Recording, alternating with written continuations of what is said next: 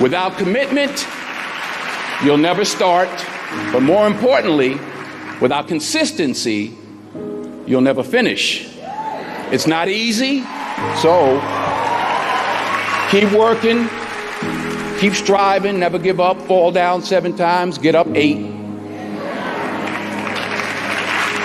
Ease is a greater threat to progress than hardship.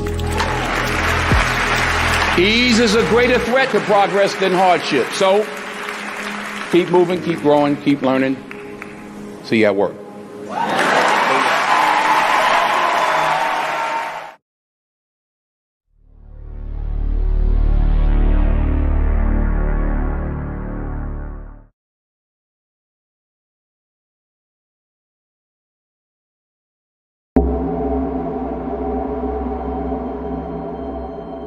You speak as though I have conquered death. I live death every day.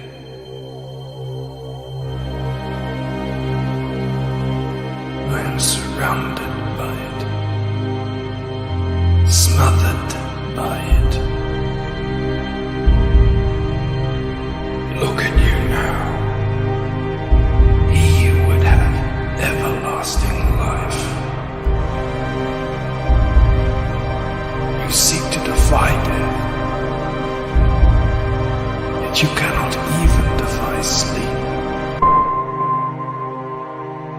And how alike sleep is to death.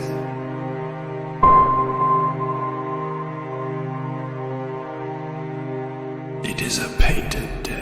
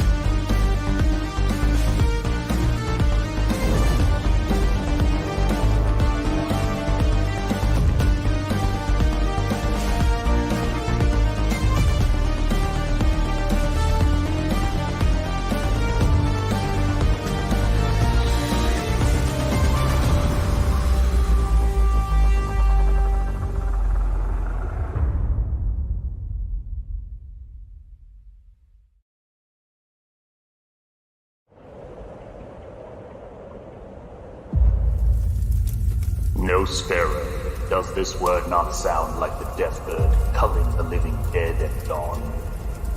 It is the name both ghouls and demons dare not say, for they know it means death for the undead.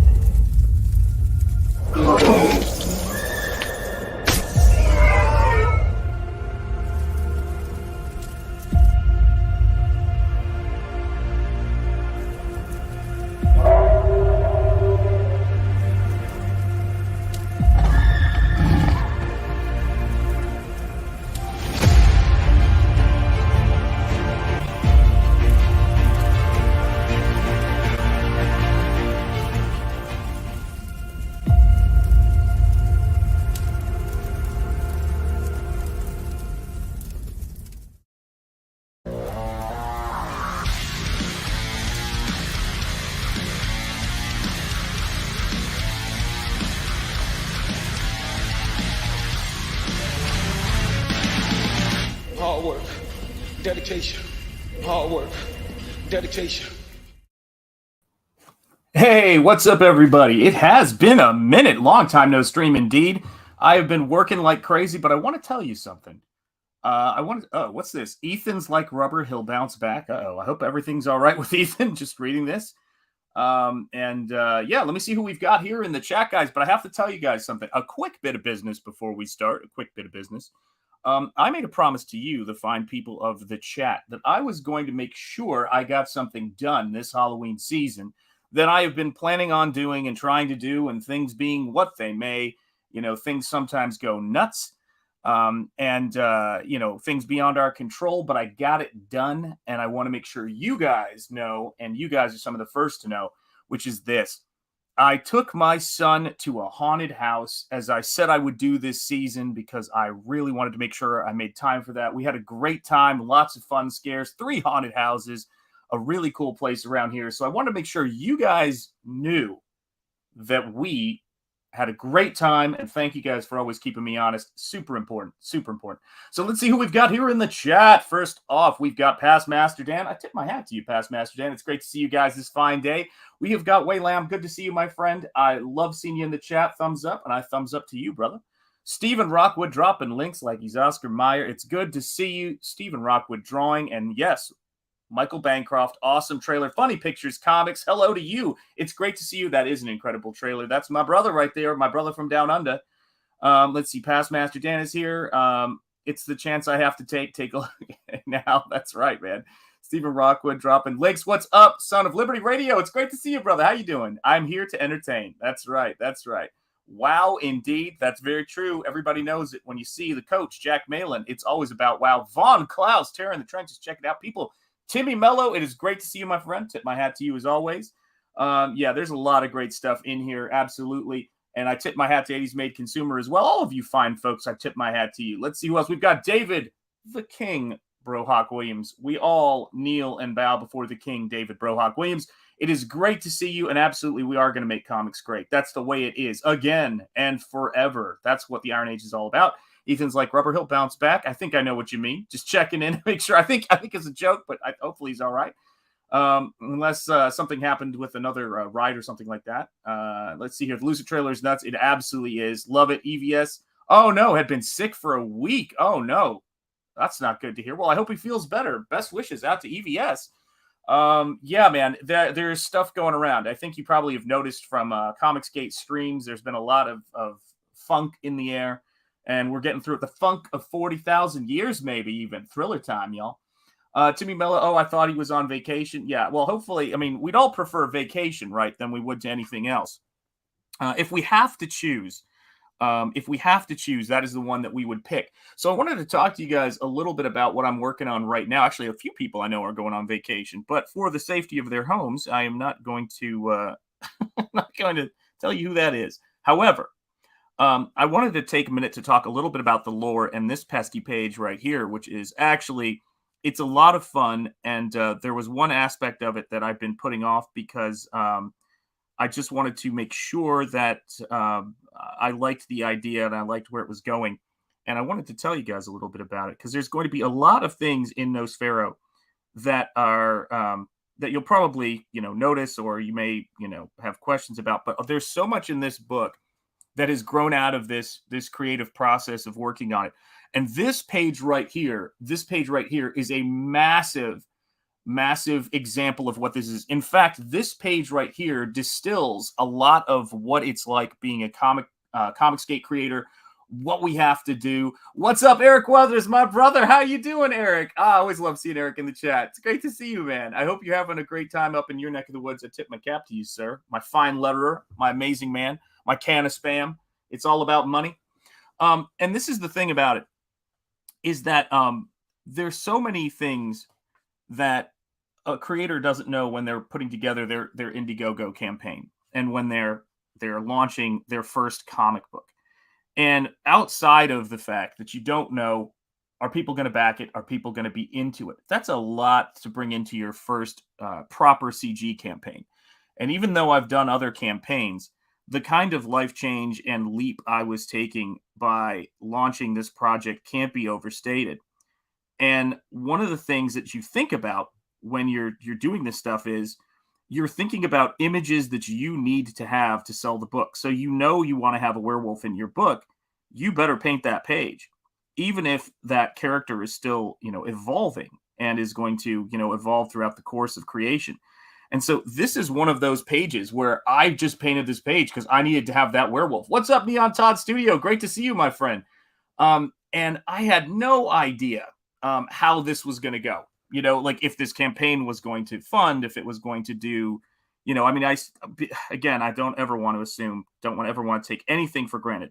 But I'd funded 2 other campaigns, but that's a long way from funding on the level that we're at right now, as Rob Arnold so, ably pointed out on Twitter. Let's take a look at Nosfero and what Comicsgate does versus, the difference in terms of consistency, building things over time, and of course, the amazing crowd that we have here, the amazing audience we have here.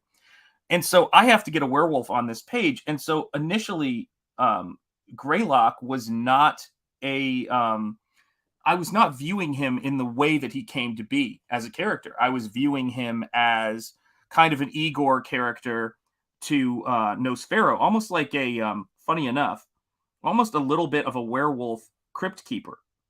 And and almost kind of playing like a Falstaff kind of character, that kind of thing in Shakespeare. And the thing about him is that as I began working on this project, the conversation kept coming up again and again in the chat and with you guys. And let's be clear, it's a big conversation that I have all the time in my house with my wife. Gosh, Theo Rockwood, you're going to get me in a coughing fit again. Trying to recover here, brother. There definitely needs to be a scene about boobs and blood. I got you covered. Don't you worry. How long does it take to paint a page? It totally depends on the page. Yeah, people ask me that all the time, with good reason, because people are curious. It absolutely depends on the page. And what I'll tell people is how long it takes me to do a painting depends, on what that process is too. But that's a much easier thing to tell when I'm just working on the painting. But with this, because I'm writing it, it's a different kettle of fish. So, and because I'm writing as I paint, my process happens kind of simultaneously. But yeah, so I don't know if I have a great answer for that at this point. It can take, it can take anywhere from,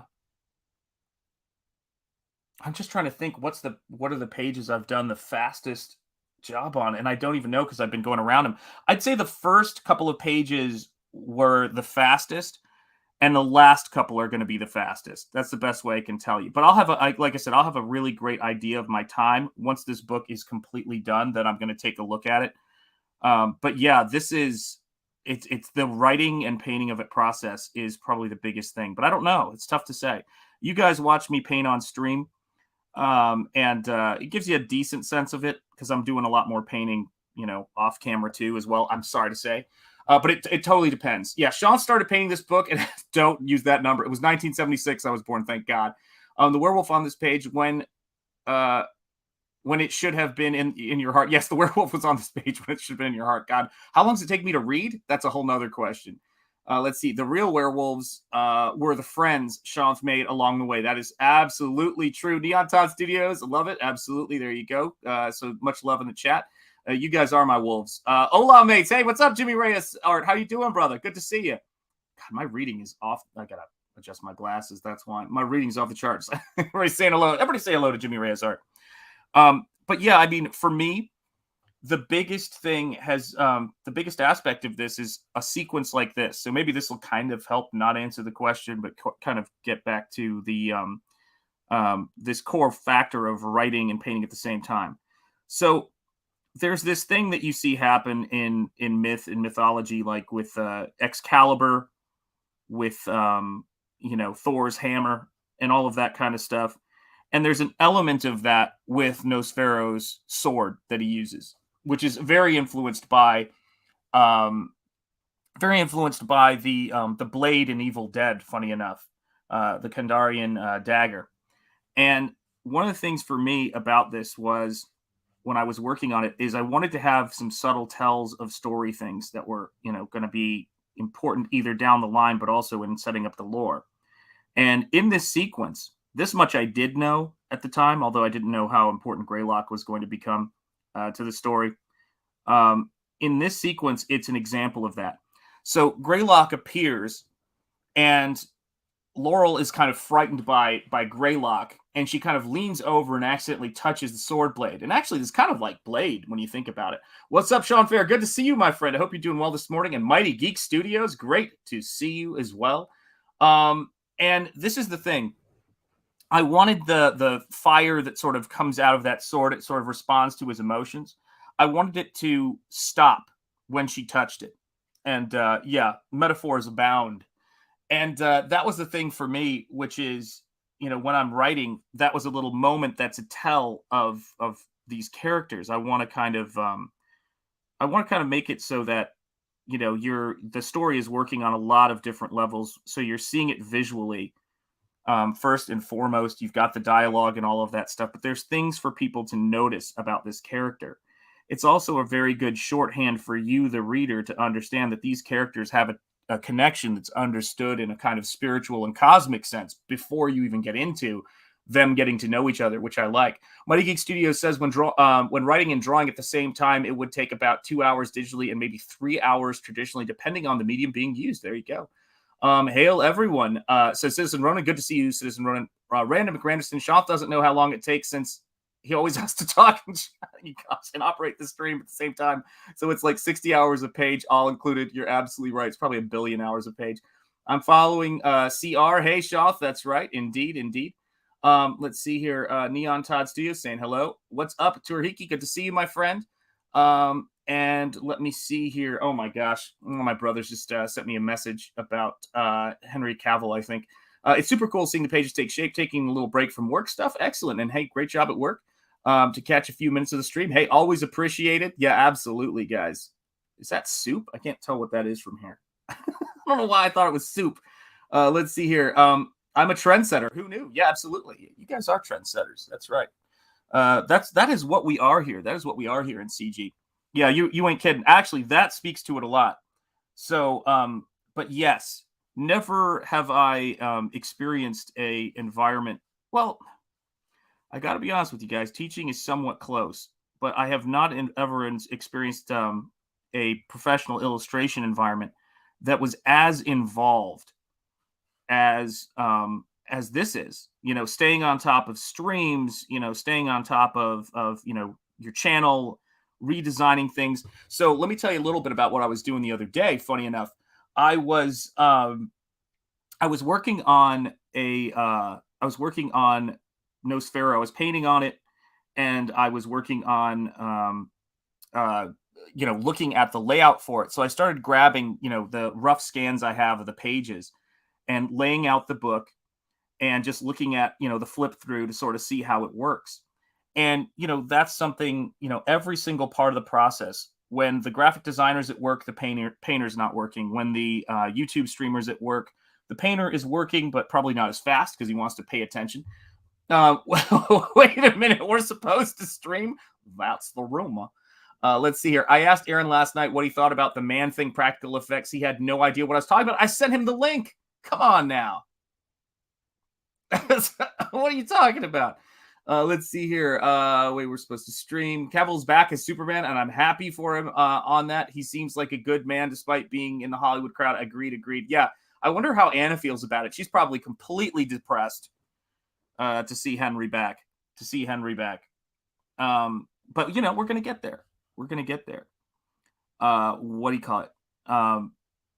Yeah, I really think that when you get the perfect Superman cast, you know, maybe stick with him. Don't know.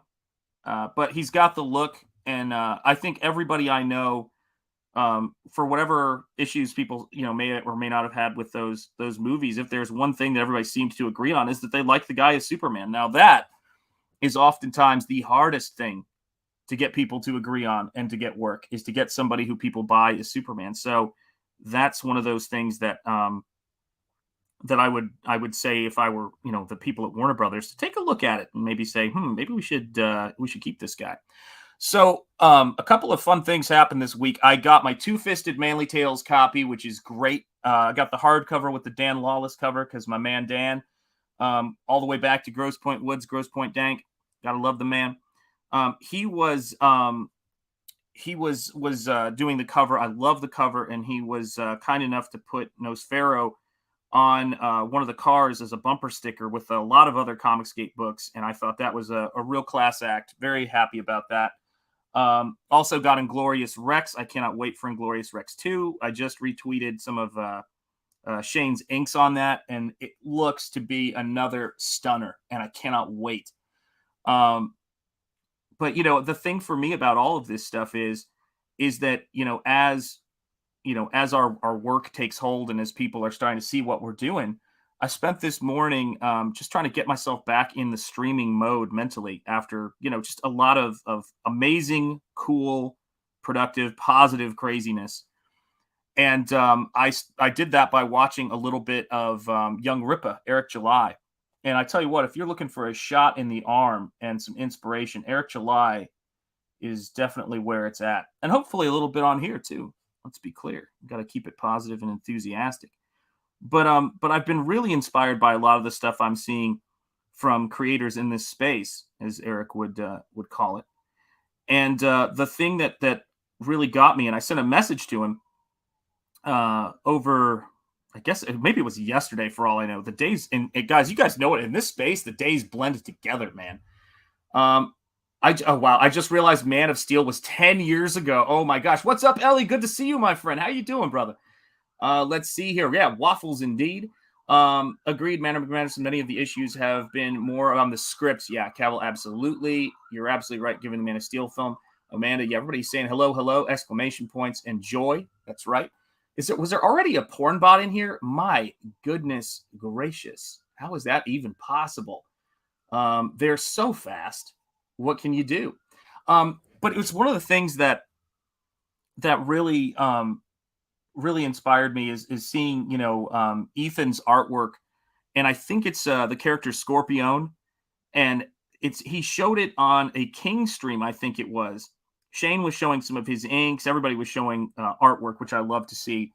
And I think that that's the biggest thing that I always remind myself, and it's certainly not ever leaving the forefront of my mind, that what it's about ultimately for us is about just the books, making the artwork, producing the books. Oh, you're backstage. Oh, heavens to people, my stars and garters, man alive. What is going on? We've got Amazing Man with us here today to shoot the bull and hang out. Although he is against bull violence. I want to be clear about that. Another one of my brothers, you don't know, you never know. Another one of my brothers, Dan Lawless. Here he is. Welcome him to the chat. Flawless Lawless. Bang. Flawless. Hi, how are you, man? Doing good, man. What's up? I feel great. I feel like I'm really alive, and I just feel like, just feel with vim and vigor. But I also feel kind of weird though, because lately, I shaved like 10 minutes ago. It's like it's all coming back. Like it's shaved. Oh no, Dan. Right here. Itchy. Dan. I feel itchy, and it's just I feel great. I tell you, I feel great. But Dan, I think it's like, time we talk about the change. No. My hair, it's getting. My gosh, man. Dan, I'm worried about you. I think you might be wolfing out. What? I feel You great. might be wolfing out. But listen, let me tell you. I want to go get something to eat. Yeah, for the love of God, if you're going to turn into a werewolf, your hands last. We need you drawing, baby. Oh, yeah. We need your artwork. Dude, let me tell you this, guys. If you have not seen it, I can still hold a pencil. it's oh my God. So listen, my friend is the biggest DC fan in the world. My friend Vin he just loves this stuff. Biggity to those who know and love him. And what's up, Phil? How you doing? All you fine people. Green Laser, great to see you. Let me just make sure I've got everybody. Amanda B. All of you fine people in the chat. We've got a wolf here with us. Oh, that's right. And this is the thing. He's flipping out because Henry Cavill just made an official announcement that he's going to be Superman because he's a huge DC Comics fan. Like, I mean, every issue he can get his hands on, loves the lore since we were kids in college. And to me, that's the biggest no-brainer in the history of no-brainers. Do you know what I mean? Talk to me? Oh, yeah. No, getting Henry Cavill, like, the look, the star. No? Are you like, nah? I liked it. A lot of people hated that first Superman film or something. I liked it. I don't know. I thought it was cool, man. He was ripping stuff, girders apart on that oil rig and stuff. I thought, man, that's cool. So I don't know. I have a question, Dan. And let me know if I should be offended by this. I'm not exactly sure what brought this on, but my wife is not the biggest comic book fan, right? Yeah. She's just not the biggest fan. Like, she doesn't read comics. She reads novels. She reads, all those other types of things that aren't as good as comics. And so she's not the biggest super, man or hero fan in the world. But when she saw that trailer for Man of Steel, right around the time Henry Cavill's shirt was off and he was moving some steel, she said, I want to go check that out. That looks good. So, Dan, I have a question for you. How in jeopardy is my marriage? What should I do? What steps can I take? Well, we're in the same boat. See, because I've had that similar experience with Thor. My wife, wasn't really interested in Marvel movies. And all of a sudden she said, let's go see Thor. When's that coming out? I want, it's like I'm watching the movie with her and you can feel her hand tighten on your arm when, he shows up, That's right. Yeah. When they pass out suddenly in the middle of the theater. Listen, ladies, have some, yeah. God, I'm not putting that on screen past Master Dan, but God bless you. You guys are cracking me up, man. Let me tell you guys this. This is something, and this is another thing. Speaking of werewolf transformations, which Dan is werewolf adjacent, I think is what the kids on Twitter refer to it as. But it's one of those things that drove me so crazy is that they think these people, maybe they haven't ever heard of a little phenomenon that was known as Magic Mike, which was about a magician, I've been told, Hale Scottsley. But this is the thing that gets me about it, is that what puts women in theater seats, as far as I'm aware, are hunky, ripped guys. And we seem to be all right with it. We're like, whatever. Game recognizes game. And it's really funny because they try to make a lot of culture right now built around, women want to see, this particular character. They want to see this woman on screen. And I'm like going, guys, have you seen Thor? Have you seen Man of Steel? Are you guys aware of, exploitation films in the real sense, which is Chris Evans' shirt gets, taken off. And I mean, guys, that's basically what I think female audiences are essentially saying to the big studios, take it off, Henry. That's the gist of it to me, but I could be wrong. Yeah. I mean, he's a handsome man, for goodness sake. Yeah. Both of them. So these feelings I'm having are normal, Dan. Yeah, it's okay. All right, good. I'll check that. Thank God. I've got kids, Dan. So what have you been up to? Oh, dude, I forget to say this, but congratulations. I know it's been coming out for a while. I just got my copy. Holy heck fire. Two-Fisted Manly Tales, hardcover with the Dan Lawless cover. This is sweet, brother. Congratulations, man. Thanks. Yeah, I'm really excited to see that. To tell you the truth, I didn't get it. I didn't buy a copy.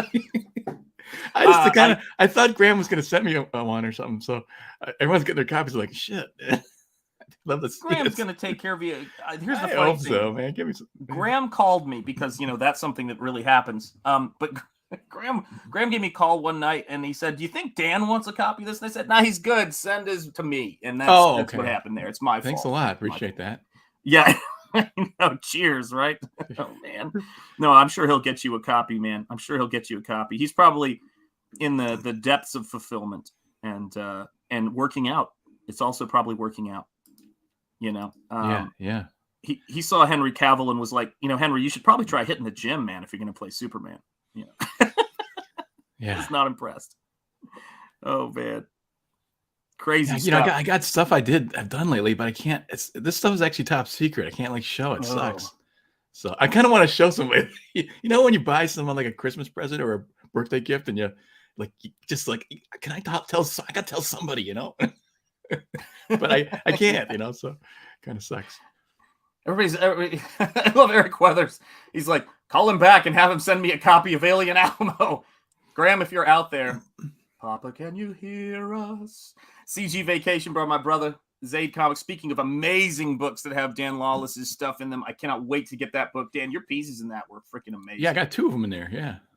Oh, dude, that's beautiful. And that, my friend, is an absolutely, you know, to be in with so many outstanding, you know, different artists working on that project. You got a Dale Keown cover. You got all this amazing stuff. And for me and anyone else who sees it to go, oh, no brainer, get Dan Lawless in there as much as possible. Get him in there twice, 3 times, 4 times. I mean, that speaks to, I think, the respect that people have for the work you're doing. You know, it's so good, dude.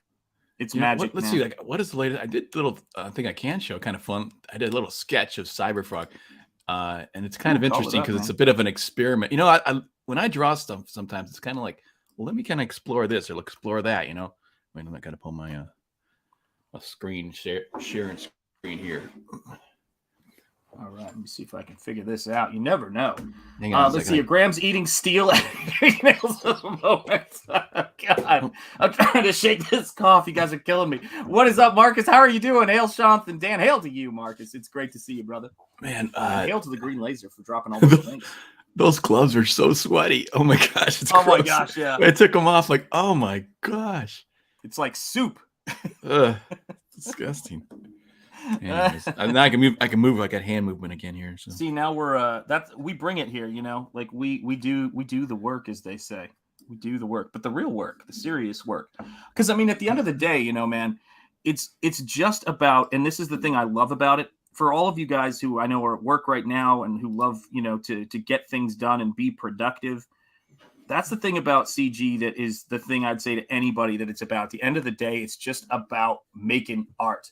You know, that's all it is. You know, it's just about making work. And, you know, you're like me, one of those lunatics who probably picked up a pencil, started drawing as a kid, didn't know you were supposed to stop at some point. You know? Yeah, that's exactly what happened. Oh my gosh, my brother and I both became artists. Because, you know, my dad was a salesman, and he had stacks of 8.5 by 11 paper. And so we had all these stacks. And you know, I'm one of 8 kids. By the time we came around, it was like, here, just shut up and draw, you know? So we were content.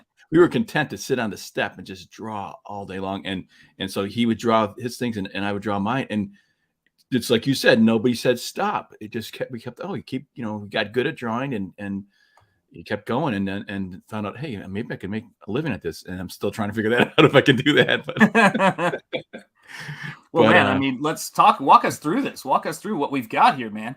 Just a sketch, you know. This is like a late night sketch of Cyberfrog, but also just some details because I've been trying to draw Cyberfrog for a bit because he's just a really difficult character to draw. I don't know if you ever tried. Oh, you did. You tried him. He's difficult, isn't he? So yeah, my first sketch. I sent my first sketch to Ethan, and it's so hard to get Cyberfrog away from Ethan's style, unless you're Jay Lee and you just like make genius happen as a reflex, you know, first time up. And we've got a member here in the stream. I should acknowledge my members. I've got Admiral Wackass, a member of the channel. Thank you so much for becoming a member. And I've also had Stephen Rockwood in here earlier, who I need to make sure I always point out. Stephen Rockwood Drawing is a member here on Jonathan Jetty Art. Thank you so much, Stephen Rockwood, and always with the wisdom. Thank you guys who've become members. Much appreciated. Some people have said I've always been a member, but they mean it in a different way. Sorry. So you were saying when you're drawing Cyber Frog, that it's a difficult, to wrap your mind around. I'd agree 100%, man. Very 100%. difficult. And here's the thing: is I'm slowly starting to figure it out. And like this is my latest sort of twist on it, is to try a little more linear approach, because I noticed that the guys who were more successful at capturing Cyber Frog, like yourself or Kenneth Rocafort, you guys have more stylized, more decorative art, and it seems to work better for Cyber Frog. And that's what Ethan is. He's a decorative kind of. He's got super high detailed, Barry Windsor Smith types going, Michael Kaluta type stuff, and so I started trying to experiment with that, and these are my experiments with that. So you can just see the like yours is just that the hive, the Vespa's hive. So and just some foliage and stuff, just things like that. Yeah, because it's a lot of it's in the forest, and so you can add all kinds of fun stuff, of course, and that sort of thing. But anyways, this is just an experiment, Dude, it's so much about the placement of the eyes with him too, and building off of that, which was so nuts to me. 30 people in the chat, guys. Make sure you hit like and make sure you're subscribed. The other thing about it is that and I say this to him. Look, this is the way I think about this stuff. When you've been doing this for a long enough time, and in the sense of you get to this great age where you stop caring so much about certain things. Do you know what I mean? And for me, when I'm working on this stuff, the thing for me about it is that if you see something that's good, it's good. You know what I mean? Like you want to tell people about it.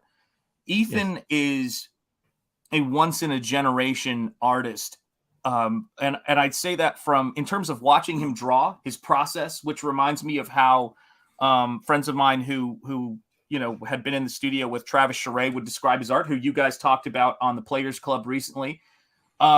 He'd start in one corner and he'd just go, like loosest of pencils, and then just go. And I sent him a message this weekend because I think it was on Kings, and again, the days blur together. I saw this. He was showing some pages that had Scorpion on them, which you might have been on that show when he was showing those. Holy cow! It's a red character. It's got all this wild detail, but he's basically he's plussed all of the old Cyberfrog characters to bring them into this world. What's up, Got Blade? An awesome one. Great to see you guys, by the way. But he's just got this. He's got fire in his hand when he draws these characters, and he draws them in such a way to where you're like, I can't imagine somebody else drawing them when you see them for the first time, because he nails it shut, man. It's killer stuff. Yeah. It's that's the thing is we have to be careful, because we're all praising each other's artwork, but we forget that you can't really praise your own artwork. That is absolutely it's true. Really difficult. So we got to, and people don't look at Ethan's this page here, Sean. Is this what you're talking about? Hang on, let me call I think this was actually a rejected page. I think this was a. Oh my gosh! This was a page that didn't make the cut. No, this was the one I saw was another page, but I want to say something about that rejected page. And I think this is important to say, right? This is important to say, guys. Is that Ethan? That page is beneath you. It's beneath your standards. Do me a favor, just get it out of your house and away from you, because it could be spiritually contaminating you, and just mail it to me. You know my address. Just mail me the original. Get that away from yourself. You deserve better, and I will happily dispose of it by putting it on my wall in a frame. So thank you. People are saying, like, they're complaining, why do these books take so long? Sean. Yeah. Sean, they're saying, why do these books take so long? Are you kidding me? Take a look at this thing. It's taking me like a day just to draw that section. If I could do even like a week. What's so funny though is that a lot of people who were saying that and what's so funny about it is that because these people do not engage with the fans and with their backers, like they're not streaming anywhere near. Like I took some time off. I was swamped to the point to where I was having a hard time getting my streams together and getting that stuff going, because it's like putting out fires and things like that. Not literally, thank God. And one of the things I can't overstate is that the connection that we have with our fans, the connection that we have, they can't even understand it. And yes, agreed, past Master Dan. Obviously, people have been saying that for years.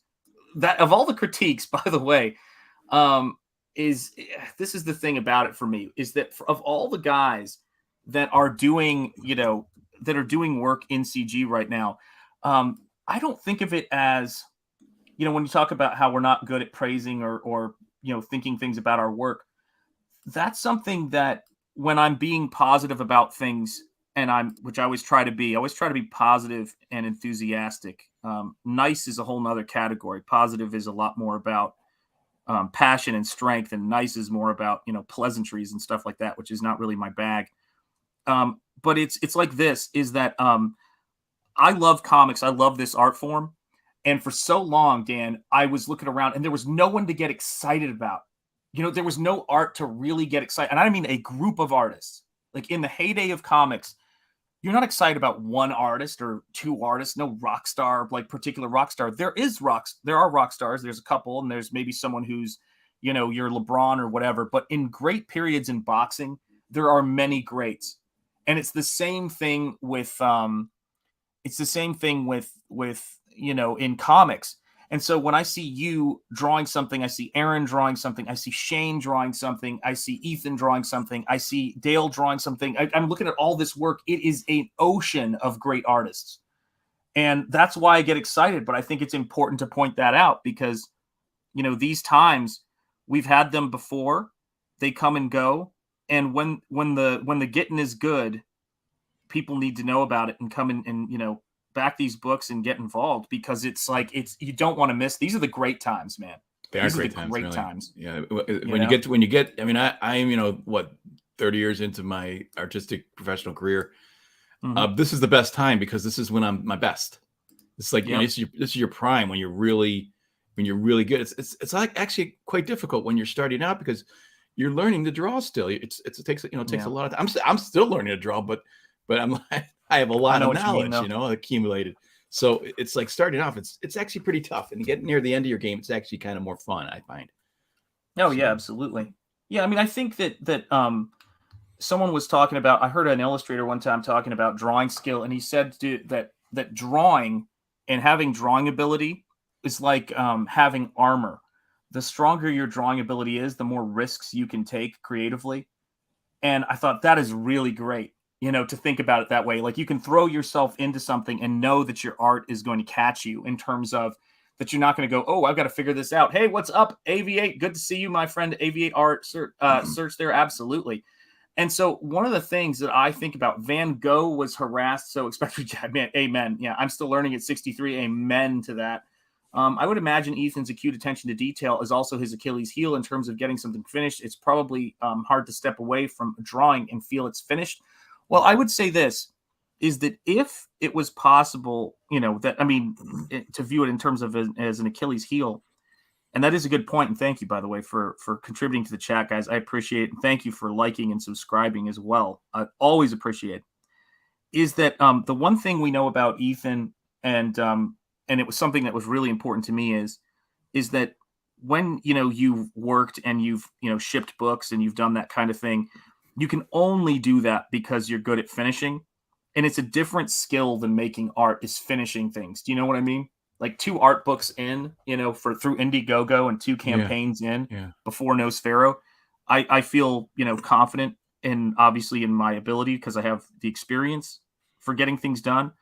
But I think more often than not, the thing when you're doing everything that kind of gets you is making sure that people get knowing what the story is going to be, and then making sure that people are getting what you're trying to say from that collection of artwork you put together. And I think it's a wild thing to create independently this way. Wild. Yeah. I think for me, you're done, you're finished when you look at it and you go and you react to your personal reaction is, hey, this is really good. I enjoying looking at this, and actually test it the next day to give yourself a day to see, because I've had that happen where, hey, this looks great, and I go to bed, I'm like, this is not that great.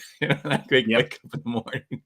So you gotta just, you gotta give it a couple of days, and then if you're still going, hey, this is really, really good, then show it to your friends and they tell you it sucks. So, well, it's sort of funny too, though, because there has to be there has to be an element of hype. And here's something that people that may not know about a lot of artists and illustrators is, is that you can get to a place very easily. Like compliments and people being supportive of artwork is wonderful. And thank you guys for it. We do appreciate it. We absolutely do.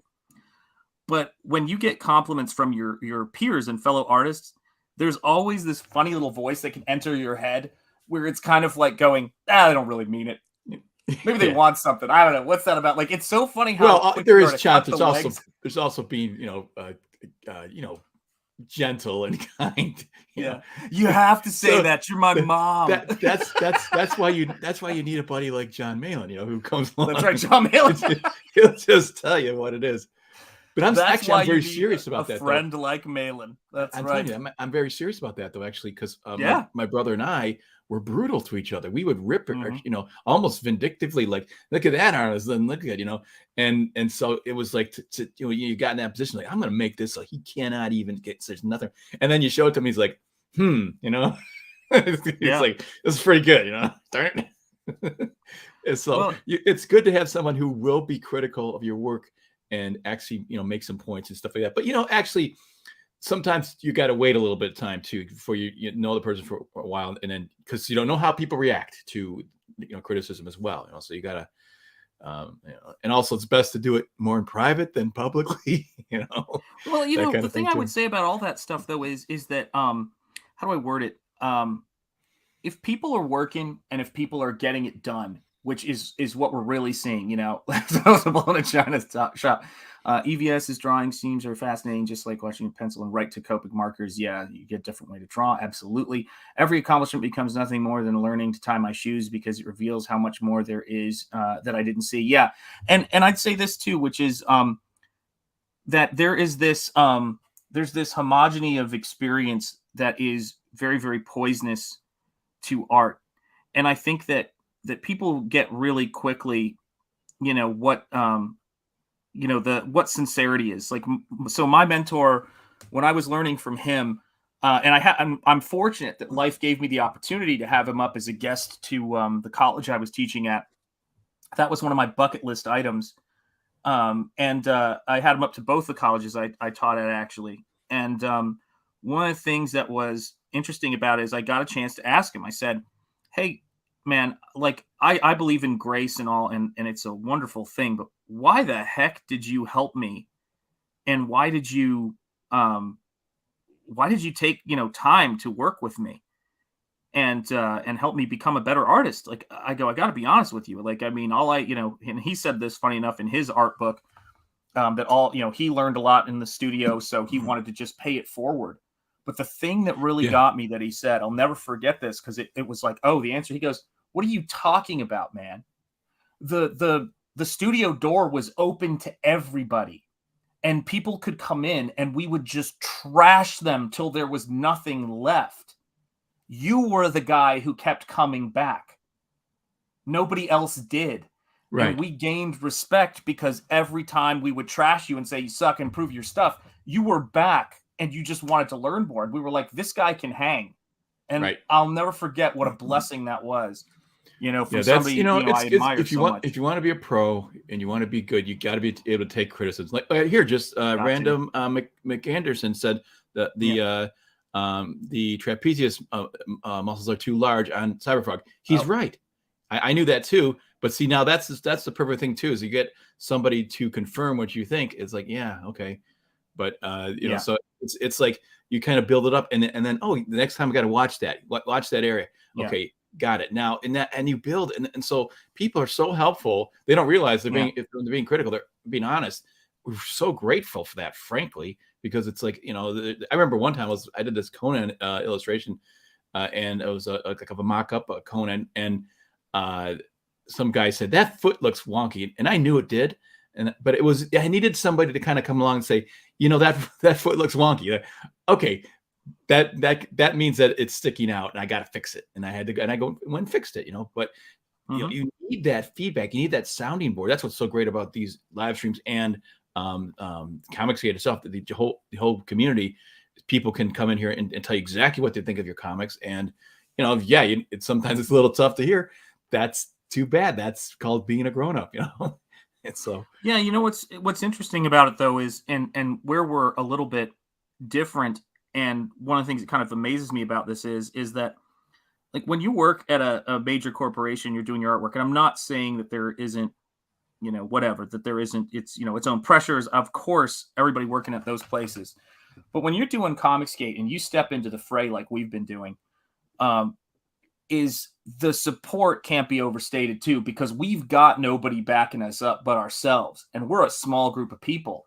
And I was thinking about this too, which is that when I was critiquing on my channel, I would say lovingly, but not really. When I was critiquing, and honestly though, I can definitely say I was being honest, Werewolf by Night, I had a bunch of friends of mine who work in the industry contact me, go, "Oh, this guy, that guy, he's a really nice guy. I know him." I'm like, guys, I'm not saying these people are evil.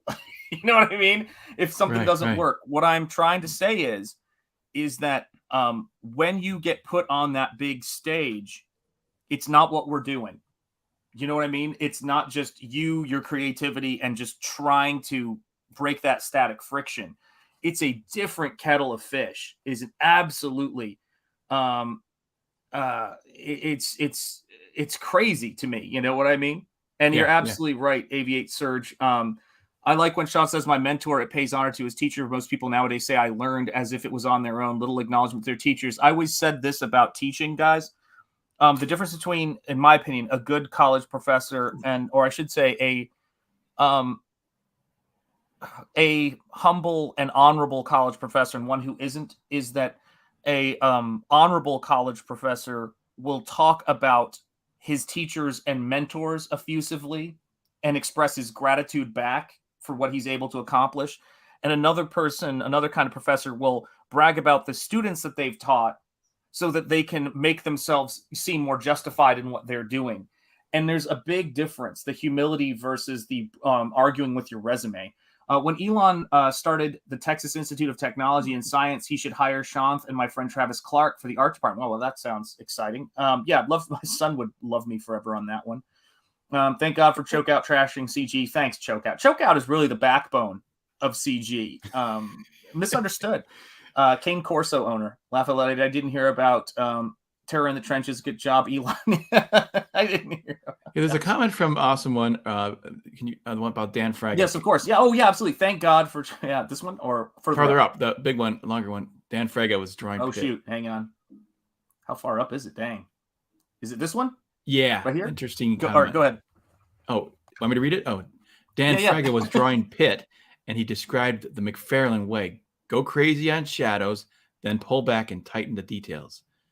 Mm-hmm. Yeah, that's a great. I mean, it's kind of like spotting your blacks. You got to have that thing that kind of holds the thing. Your strong design, and then add details. But it's also important, I would add to that, to add open space in negative areas where there's hardly any detail. You notice a lot of great artists, you'll see details, but then they have large spots. We were discussing Travis Cherez last week on the Players, and how much open space sometimes he has, completely legs or arms that don't have any of that detail on it. So he knows exactly when to drop it out and when to throw in the detail.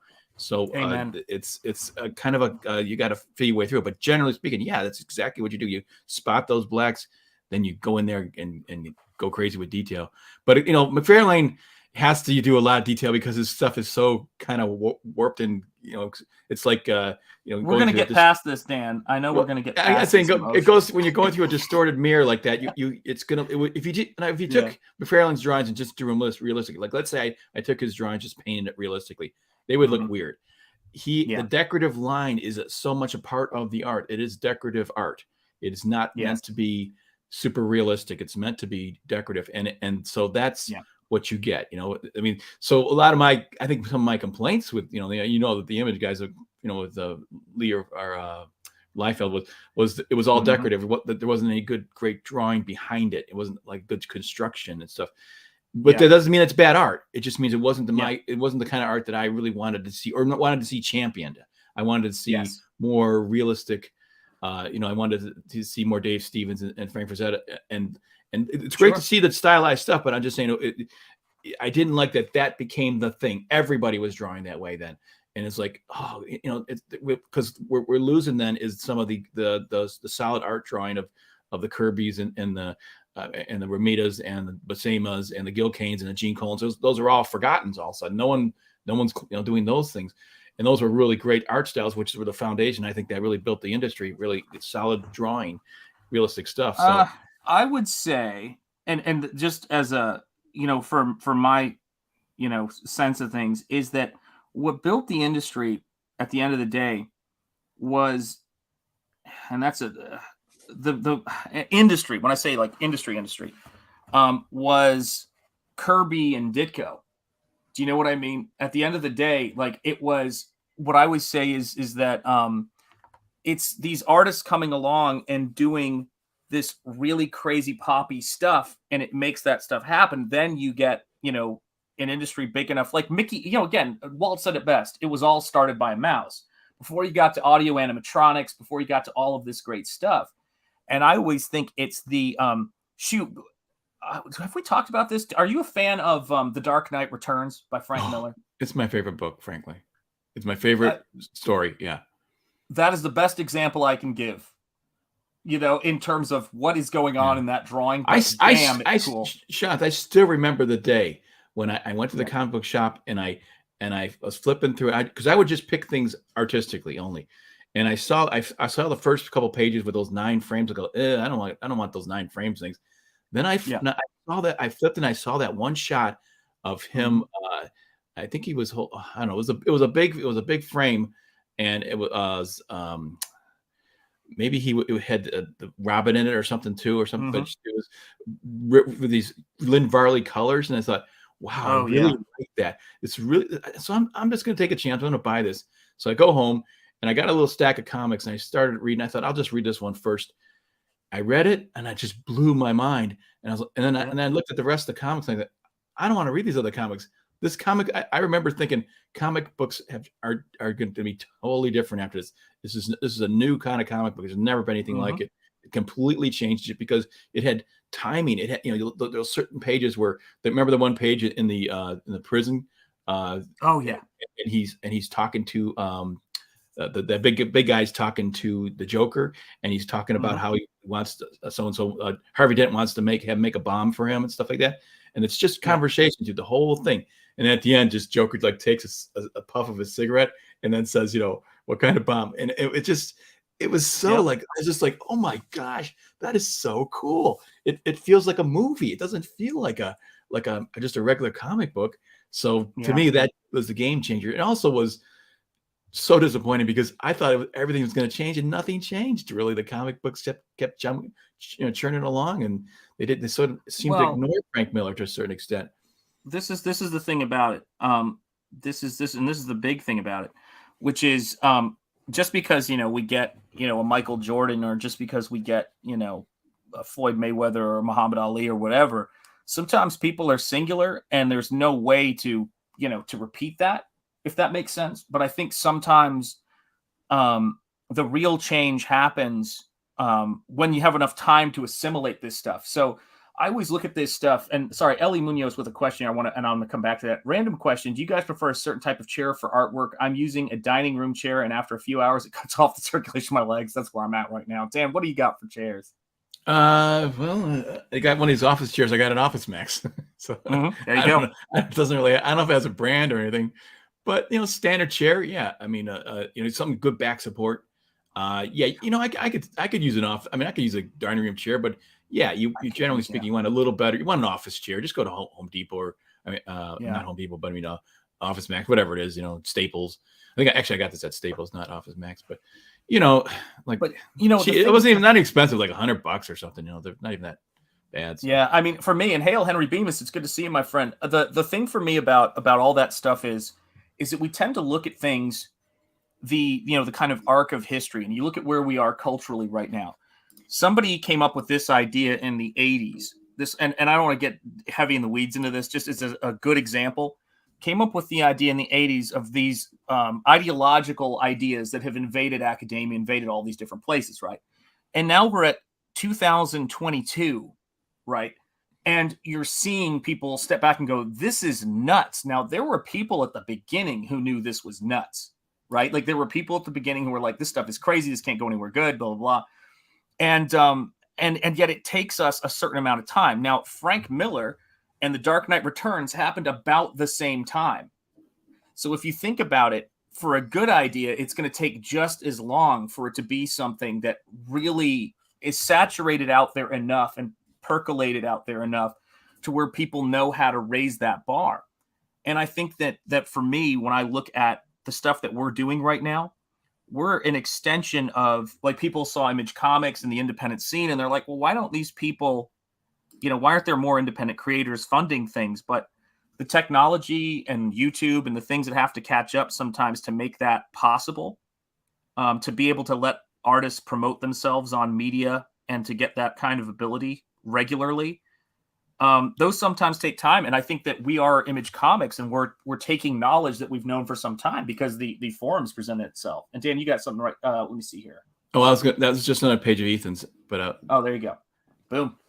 But yeah, this was really cool. I don't think this one got rejected, did it? Like I think yeah. This one. I hope not. Yeah, shit. Ethan, come on, baby. So this looks great. That's it's so cool. Oh, Ethan, God bless you. Yeah, and I'm excited. Actually, I'm not a toy guy, but I'm actually excited to get the toy for this. Which is available like on Indiegogo. I think toys are immature and ridiculous. Oh, wait, pay no attention to the toys behind me right now. Yeah, you know what? Well, I can't wait to get those when toys. I buy toys, I buy reference toys. I don't really buy them for anything else.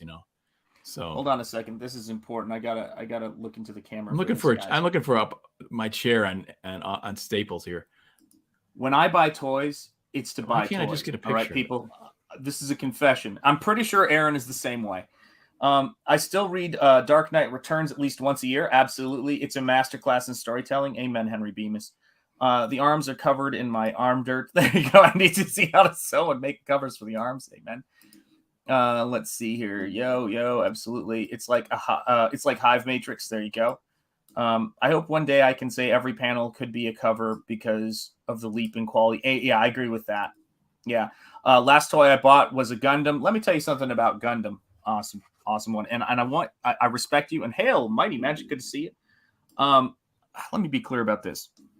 I have lost many friends to the Gundam model building and toy building addiction, and I hope you can keep it at a dull pace. It's like Warhammer. You start with one, you get the first one free from a friend, and then soon you're addicted to Gundam and Warhammer. We all know this happens. I never got into that stuff, but yeah, I'm afraid to because I did not. But I'm saying I know I would, so I just like because I'll watch it. I'll start watching a series and like, oh darn it, I kind of got to binge it, Yeah, Gundam is like how some people's experience with smoking is, Oh, that was pretty good. I think I could smoke about 1,000 of these a day. That's what Gundam's like, man. Everybody I know who's into it is just like, they're like, it's the best hobby in the world. I'm like, oh, should I get into it? And they're like, never start. If you start, you'll never stop. It's right, awesome. Right. Gundam model building, what a terrible way to die. Don't worry, I'm more to this soda. Amen, man. Daniel Craig is saying, it's true. I have to stop myself from buying more Gundam kits all the time. Yeah, man. Joy Toy Warhammer stuff is sick, by the way, as well. Yeah, guys, we're living in an era where the technology, the manufacturing, and the ability to get your work out there and get your voice out there, if you're willing to stream and put it out there, it's there, guys. And I think that right now what we're seeing is it's taken a little bit of time for it to really kind of settle in and people realize this stuff. But I think we're entering a new golden age with this stuff. An iron age, of course, but I think we're entering a new kind of time period. And I think we're going to get there. Oh, can you hear the garbage truck? Oh, is that a garbage truck? Holy cow. I thought it was a lunar landing. I already have a spare room full of comic long boxes. If I started collecting toys, I will have no space left in my house. Amen. The 7 steps to breaking the addiction to Gundam starts with GA Gundam Anonymous. That's right, man. But you know what I'm saying, man. It's like a thank you, Green Laser, for dropping links in here. We appreciate it so much. Let me hit my sound for a second to look on. Okay. I must be too old for Gundam addiction. Yeah. I mean, guys, I know Big Bad Toy Stores, for those of you guys who don't know of it, is going to be carrying Cyberfrog, I think, last time I checked. And of course, guys, if you haven't yet, Someone please drop the link to the Cyberfrog action figures in the chat. Ethan has got an amazing paint variation that I'm really thinking about. I'm going to pick up soon, which is the blue, the kind of electric boogaloo Cyberfrog, and it's a stunner, man. The color theory on that of the blue Cyberfrog is sick. That toy looks awesome. Oh, you're muted still, Dan. You're muted.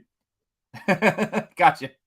I was saying you wouldn't think that color would be great, but it does. It really works for Cyberfrog. It's really cool. It does. It must be, the metallic nature of the character Cyberfrog and all that stuff. So it's kind of cool. So, but I'm glad. I'm glad he did. He went with some warm. I'm glad he went with the warms. The warm eyes and stuff on his actual character. Yeah.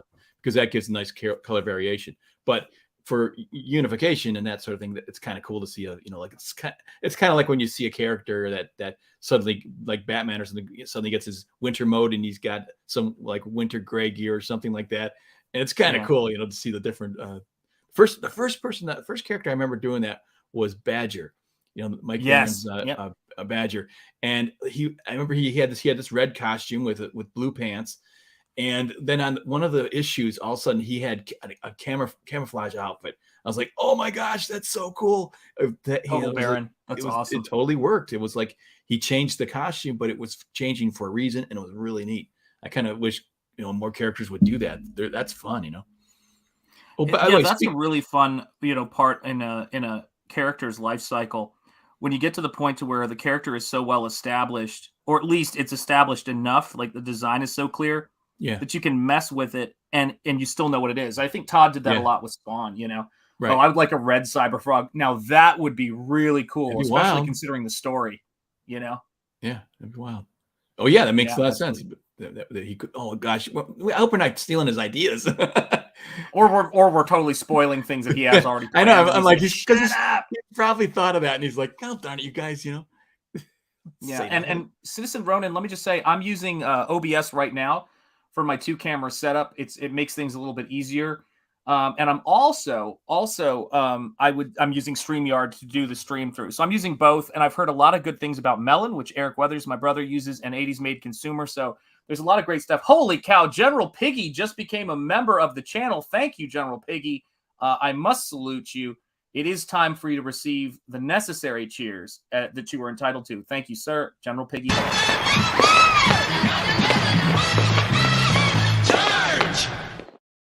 We keeps it real here, folks. That's a new one. Real. Yeah, that's a new one. Yeah, guys, people are like, what is Sean up to? It's like, and hail, John. Good to see you, brother. How you doing? There's John. Cool. I also have a small Christmas tree next to my TV. Sometimes light up. Very cool. Very cool. Citizen Ronin. I've tried to research screen capture or guest stream stuff, but all the videos seem to be less than helpful.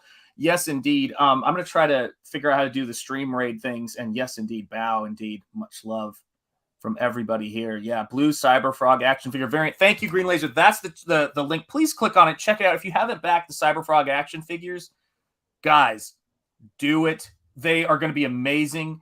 But I do want to say again, we got a special message. Ethan, I hear you're under the weather or on vacation. I don't know which one it is. I'm sure being under the weather starts to feel like a vacation as hard as you work. But listen, the blue Cyberfrog toy that you have a mock-up of is beneath you. Get it out of your house. You have my address. Mail it to me, and I will dispose of it in my toy collection over there. So remember, I'm looking out for you. Who's got your back? This guy. This guy's got your back. Send it to a better place, Yeah, that's right. Send it to a better place. My house. That's right. Welcome to the members only lounge. That's right. And hello, Shanthan Dan from John. John, it's always great to see you, brother. Marcus Kelligrew, I hope I'm pronouncing it right. By the way, Comicsgate Kings is going to be on Malin's channel tonight. No kidding. Oh, God, the days are blended. I forgot. Comicsgate Kings tonight, guys. Check it out. It's going to be on Malin's channel. I just picked up. Ethan must, his voice may be going. Here's the thing: this is the time of year when it gets colder, everything's draining. I don't know about you guys, but it's like, man, I'm clearing my throat and all this stuff, and then you get the sore throat crap, and so that kind of sucks. But oh yeah. Got to rest that up because he talks a lot. I mean, he's going. You got to rest them chords, So, yeah, guys. I mean, you get to a point to where I heard this concept design joke that always made me laugh. They asked Ian McCaig. They said, when do you when do you know when a concept design is done? And he said, when I've killed it. That's because or when do you know when to stop a concept design? He goes, when I've killed it, because that's when I know exactly when I should have stopped. Yeah. Oh, good. So glad to hear that. And this is the thing, right? It's oftentimes we push ourselves and we know we need rest when we collapse. Our bodies just say, I'm pulling you out, man. It's over. Throw it in the towel. You need rest. Yeah. So speedy recovery for Ethan, man. I hope he feels better. It's guys, listen, when it comes to the books and when it comes to getting the work done, and we are always working as fast as we can to get, but also as well as we can. We want to make this stuff great because it's going to be on your bookshelf.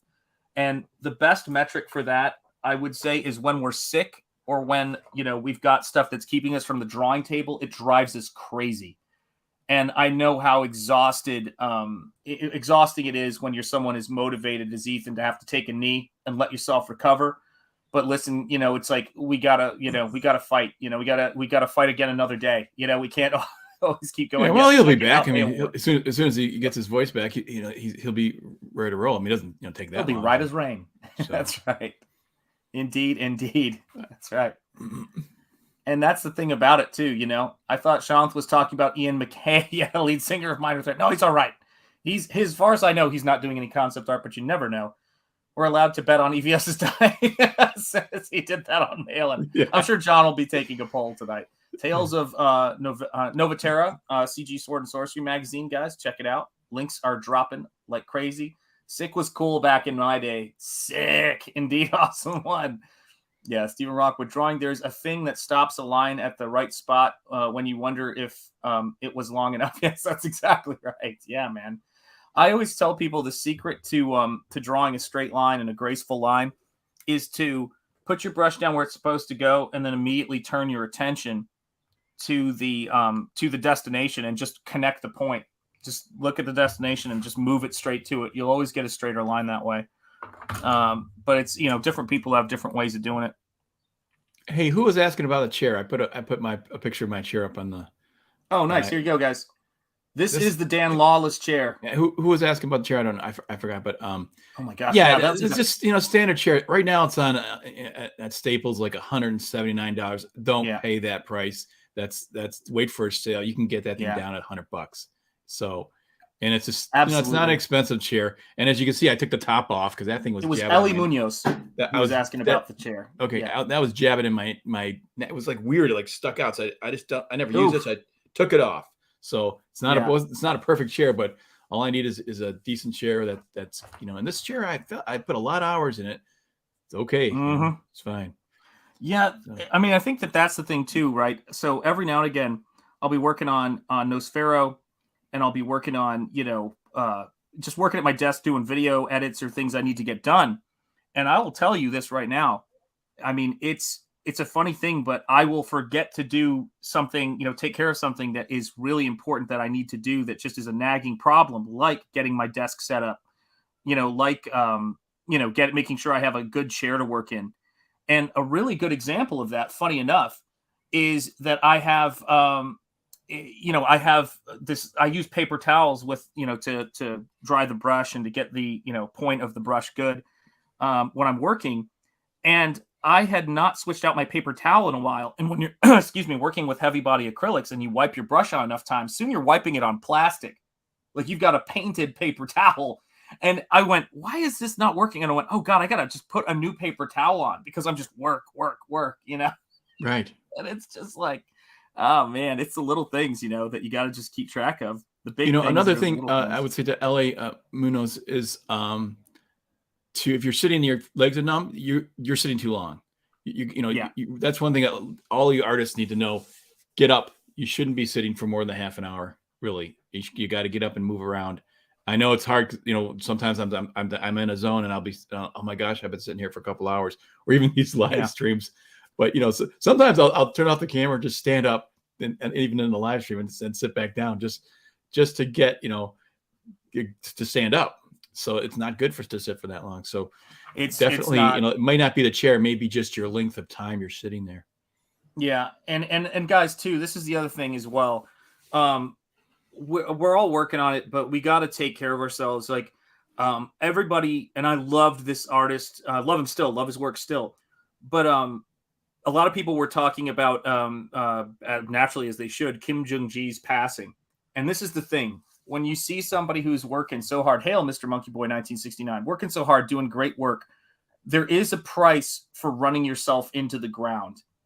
And you know, your body can only handle so much. And you're seeing this a lot in manga. The work ethic is intense, but you got to remember, don't get target fixation and try to live a well-rounded life. You can't treat your body like, you know, crap and expect it to still be there for you. And I am guilty as hell about this. Yeah, we And all are. I mean, it seriously, guys, I've got Gabe and Jericho and I are kind of like sending messages back and forth about trying to stay on top of these things and try not to just put garbage into ourselves and really try to get a better handle on this, because that is a big factor in your resiliency and in your productivity. And so, yeah, it's being productive isn't just about chaining yourself to the desk. It's about, what's the word? It's not productive if it's not long-term effective, Yeah. And so Also, there's an just aspect of that. being a little athletic and getting out there and doing some exercise is really good because it helps your artwork when you are drawing someone throwing something. I mean, unless you've like thrown a baseball, you don't know what it feels like to throw something. You got to get out there and throw. And when you're a kid, you climb trees and you ride your bikes and you're running around. All that stuff, you just kind of get a feel for movement and action and that sort of thing. Balance. It goes into your artwork, who you are. So yeah, absolutely. So, yeah, I mean, it's true. And Stephen Rockwood, I know, is a pen and ink artist and an illustrator as well. And it's, I know many of you guys in the chat here are, and it's, guys, seriously, you've got family, you've got friends, you've got all of this stuff going on. Dan Laws's YouTube channel, check it out, guys. Watch the master at work. I'm not even going to do those next two because I know what you mean, but it's felt. I feel it here, though. Let me let you know that. But it's like, yes, stay regular was the gist of it. Yeah. But this is the thing for me about Sean, I was going to say too, just like, that another thing too is like there's that sort of thing going around of people who got the just keeling over. So it's like it's some of that's it's they're not talking about it, but I'll tell you, I hear a lot of stories about that sort of stuff happening lately. Yeah. I mean, guys, look, you got to think about when you're doing this work and when you're doing this stuff that we're doing is that there are, and maybe this speaks to that question that someone asked earlier, like how long does it take, to do a page, how long does it take to do this, this work? And I would say this, Andy Smith's Core Draft, and of course, Tear in the Trenches by my brother Vaughn. Indeed, check those out. The thing I would say about it is on a couple of different levels is that there's, once you page rates and like how fast you are doing a page, you have in the back of your mind. But when you're in this space, the second you launch a book, and if you're taking it seriously, and if you're doing the mail-in method, I know John was talking about this, about, make videos, you got to build your channel, all that stuff.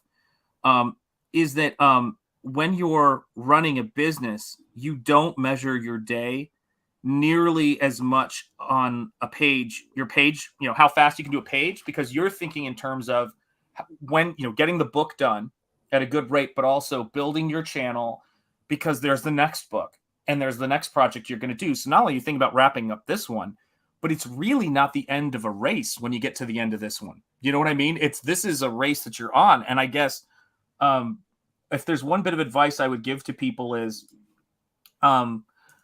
if you wait forever to launch your book, it can be a problem, because I heard this guy said to me one time when I was right before we started our family. I said to him, I go, yeah, my wife and I are thinking about having kids, and he jokingly said, well, don't think about it too long, or you'll keep thinking of reasons not to do it. Yeah, you can't. Yeah, you got to just. You got to. And he was an older gentleman, and I think he was having his first kids, and he was in his late 50s, early 60s, that was something. And I thought that's exhausting. And thank you, Apex, I appreciate it, man. But the other thing about it is that understand that there's different phases of it, and you go through those phases. And one of them for me has been a big one for me has been you go through the initial phase, right, of doing your work, where you're like, all right, I've got to launch this, I've got to get eyes on it, I've got to build my YouTube channel.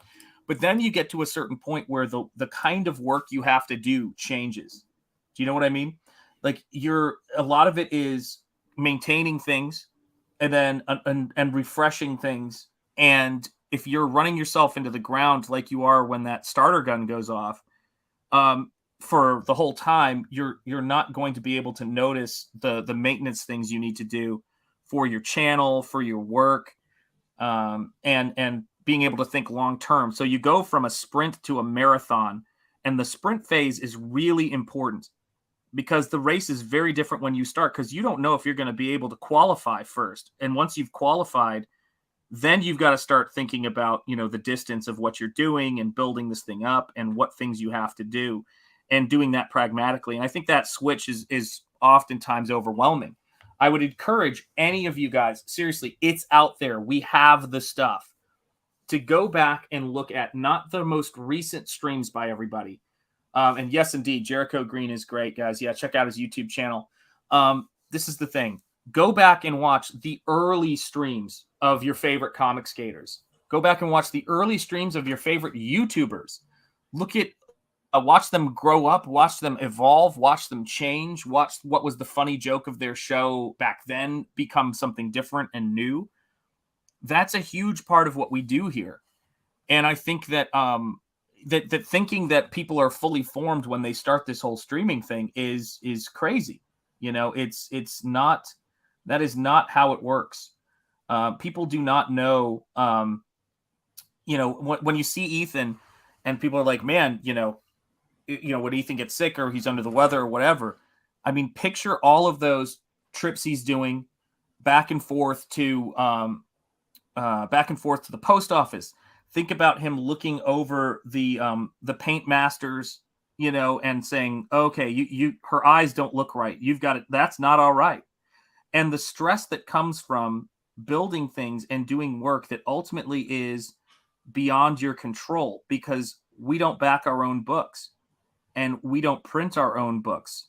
I mean, we hire the printers, but there are things that are that weigh on you that you have to think about, that just a penciler or an inker or somebody who's doing that part of it, they're worrying about a ton of stuff. But when you get to somebody like Ethan and Todd McFarlane, these guys who are running like multinational companies at a certain point, practically, and working internationally, it's a different, what is that line from Pulp Fiction by Marcellus Wallace? It ain't in the same ballpark. It ain't in the same league. It ain't even the same sport. Yeah. I remember there was a little bit ago, someone had a comment on Young Ripa's Twitter saying, anybody could do this. And he said, all right, then go ahead and do it. Yep. Yeah. Let's see you do it. It's not that easy. All the different it's the opposite of that. It. It's a really, really complicated thing. By the way, I'm really digging this werewolf here. This is really cool. Oh, thanks, brother. Yeah, this is this was the werewolf that I said I have got to paint a werewolf to show people that there's going to be werewolves in this book. And it's something that people have always responded to in my work, going back to Instagram and all that other stuff. Yeah, they're great. And so now when that werewolf became a character, it's been a real blessing for me, because I was like, it can't just be a cool aesthetic. And he's evolved into a really cool character. He's going the distance. He's going for speed. That's right. And I love that song. It's great. Go ahead. Sorry. I like this girl, the reflections on her clavicle, whatever that's great. Oh, thanks, man. That you wouldn't think to put it there, and that's a good place. Sometimes I'll do that when I'm drawing a hot girl. That little sort of shine mark in between the boobs, like it's kind of hot, I'm going to tell you this right now, ladies, if you're out there, don't believe anything you've been told, and certainly anything you've been told by a feminist. Let me be super clear about this. Is that it's like this. Men are so simple. If you can't figure us out, it's fucking embarrassing. I hate to drop an F-bomb. I was doing so well, but it just drives me crazy, guys. You can get away with so much with guys. We are simple creatures. They have no We're idea. Easy to make happy. Don't easy tell to make Sean, happy. Don't tell them, man. They have no idea. No, because I'm telling you what, their attempts to, like, this is the crazy thing is, and by the way, we are genetically equipped over time, hallowed by usage, consecrated by time, to make you guys happy if we're men. If you find a man, not an animal. Well, I was going to say this, not someone who plays at being a man and doesn't, want to take on the responsibility and all of those other factors, just like not somebody who plays at being a woman. Yeah, and isn't interested in those kinds of things. Shant, is different than a man is different than an animal. Just an animalistic man is just that's not a good man. A good man is not an animal. He can control his animal desires and he can put them in the right places. I think it was Jordan Peterson was saying, like a guy who's I'm kind of forgetting it now, but a guy who's a real man is a very dangerous person. Is very because he knows when to fight and how to fight and all that kind of stuff, and he's got good motivation. He's a good person. Those are the most ferocious people. Like the mama bear. Talk about the mama bear. The moms can be ferocious in those situations. Like, so it's like you have a good cause, you have a strength behind you. That actually makes you a real man. Is the goodness in you. Yes. And let me say this, Rainey's Fiendish Chapter 2, guys, check it out. And I would say this, you actually just brought up something that's a part of this page.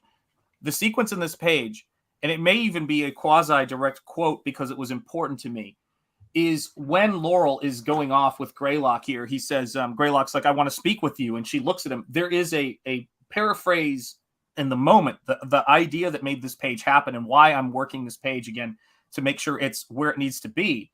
Is that she goes, it's the equivalent of, is he safe? No. Of course he's not safe, but he's good. From C.S. Lewis's beautiful Lion, the Witch, and the Wardrobe. And the whole point of it is that there's this book that Gabe suggested to me. I think he's going to have the author on, called No More Mr. Nice Guy. And it's about, not quote, nice guys. And one of the first things it says about nice guys, which I thought was brilliant and made me just blown away by the book, was newsflash, quote, nice guys aren't nice. They're bitter, they're resentful, they have all of these covert contracts where they're expecting you to do things for them, and if you don't do them, they build this rage up instead of coming out and talking like what they want and things like that. And so what I would say to any of the ladies out there, in general, any of the nice guys out there, take a hard look and check that book out. It's an amazing book. Really inspired me. Is the idea that the myth of the guy who is not really a guy is crazy. It's not true at all. This guy has all of the same thoughts. They're probably worse, and he's assimilated them less than the guy who he's going to tell you straight what he thinks, what he wants, what he's interested in, and that is a problem. Wraith of God 2, check it out. I think the great failing that people have made is that they don't understand men. That's what I'm taught. Amen, Stephen Rockwood. They don't understand men. When we were boys, we looked up to our heroes and wanted to be like them. Maybe it was a comic book hero or a cop. You're absolutely right. Good thing I never claimed to be nice. Amen, Dean. And great to see you, Dean. Hello, comics mate. Everybody's saying hello. We wanted to be heroes too. That's how boys are. When you destroy heroes, you don't give boys anything to be like. They are ruining a generation. And here's the thing, though, guys. And this is what I love about Comicsgate, what it's taught me and how it's inspired me. And this goes for art too. I know that the type of illustration that Dan Lawless prefers in comic books is not dead, because Dan Lawless still draws breath. That's the funny irony about all of this stuff. Eventually, you have to go from being the person looking up to the people to being the person, and all that weight, entails, and in my case, literally and figuratively that weight. But we go to be those people, and when you do classic work and you do great work, that's how it's kept alive. And the same thing goes for the quirky, fun comic styles of the manga artists. And hail Cranberry Langers, it's great to see you, my friend. Indeed, John, amen. Guys, and I think that was one of the biggest things that I've always tried to do, which is I've always tried to be straightforward as I can be with my wife. And when I, as I have gotten older, it's like, no, this is what I'm like. This is what, guys are like. We're not this, we're not that, we're not this other thing. And you try to raise your kids with that, because it's important for them to understand that there are very big differences. But the worst thing I think we've gotten right now is that guys don't, it's getting worse on the female end of things, but guys are beginning to not see what's, in certain ways, what's so great about women, because they're kind of like, well, where's the femininity? I don't see the femininity. And hail Reagan Lodge, good to see you, my friend. I hope you're doing well. God, it's been a minute. But girls do not know how to put into words what's so great about men. And when you don't know there's something great there, like when I hear women talking about, and girls in particular talking about, because I've got kids, about, the drama inside their circle of friends, and the girls, I'm like, that a real guy, if you find a real guy, is not about any of that. Like, that's why we're here. It's not about John, do you remember that talk show host, Dr. Laura? Yes, of course. Yeah, way back. She actually had a pretty good opinion about men, and she understood the difference and understood that when a man should be a man kind of thing.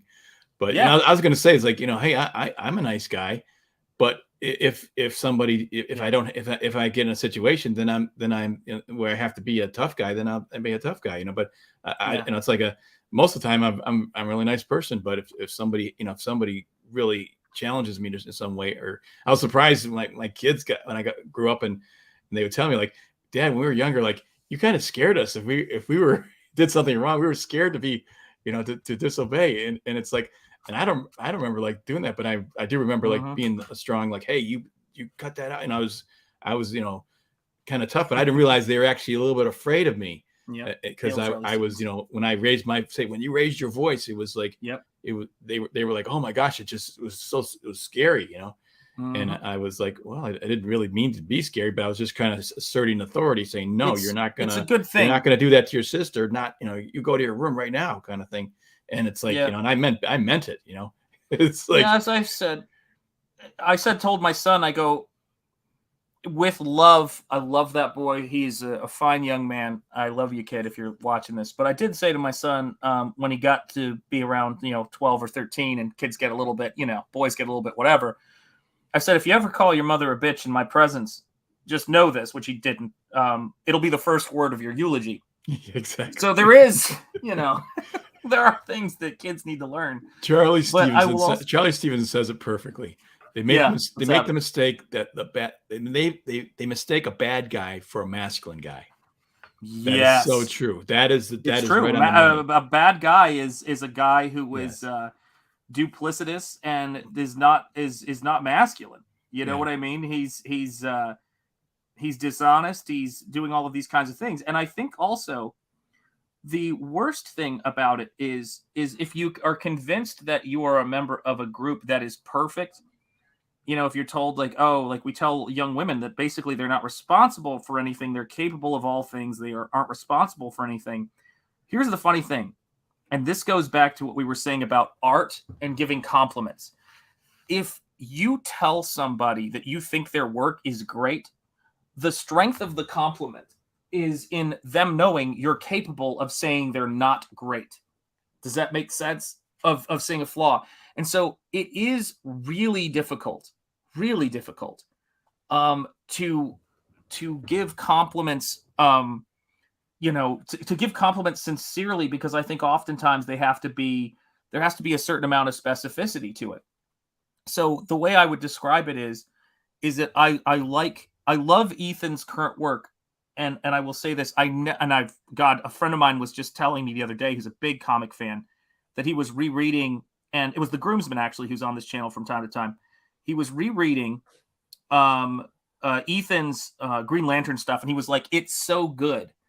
And I told him, I said, "Listen, I never read that stuff. I came to Ethan through the Fandom Menace, funny enough, and I haven't bought the warts and all old Cyberfrog stuff and that kind of thing. But because I fell in love with that character, with what he can do now and what the character has become. And it's for me, that is that is where my sort of excitement about his work started. Do you know what I mean? And there are artists I love, and they have particular work they do that speaks to me more than others.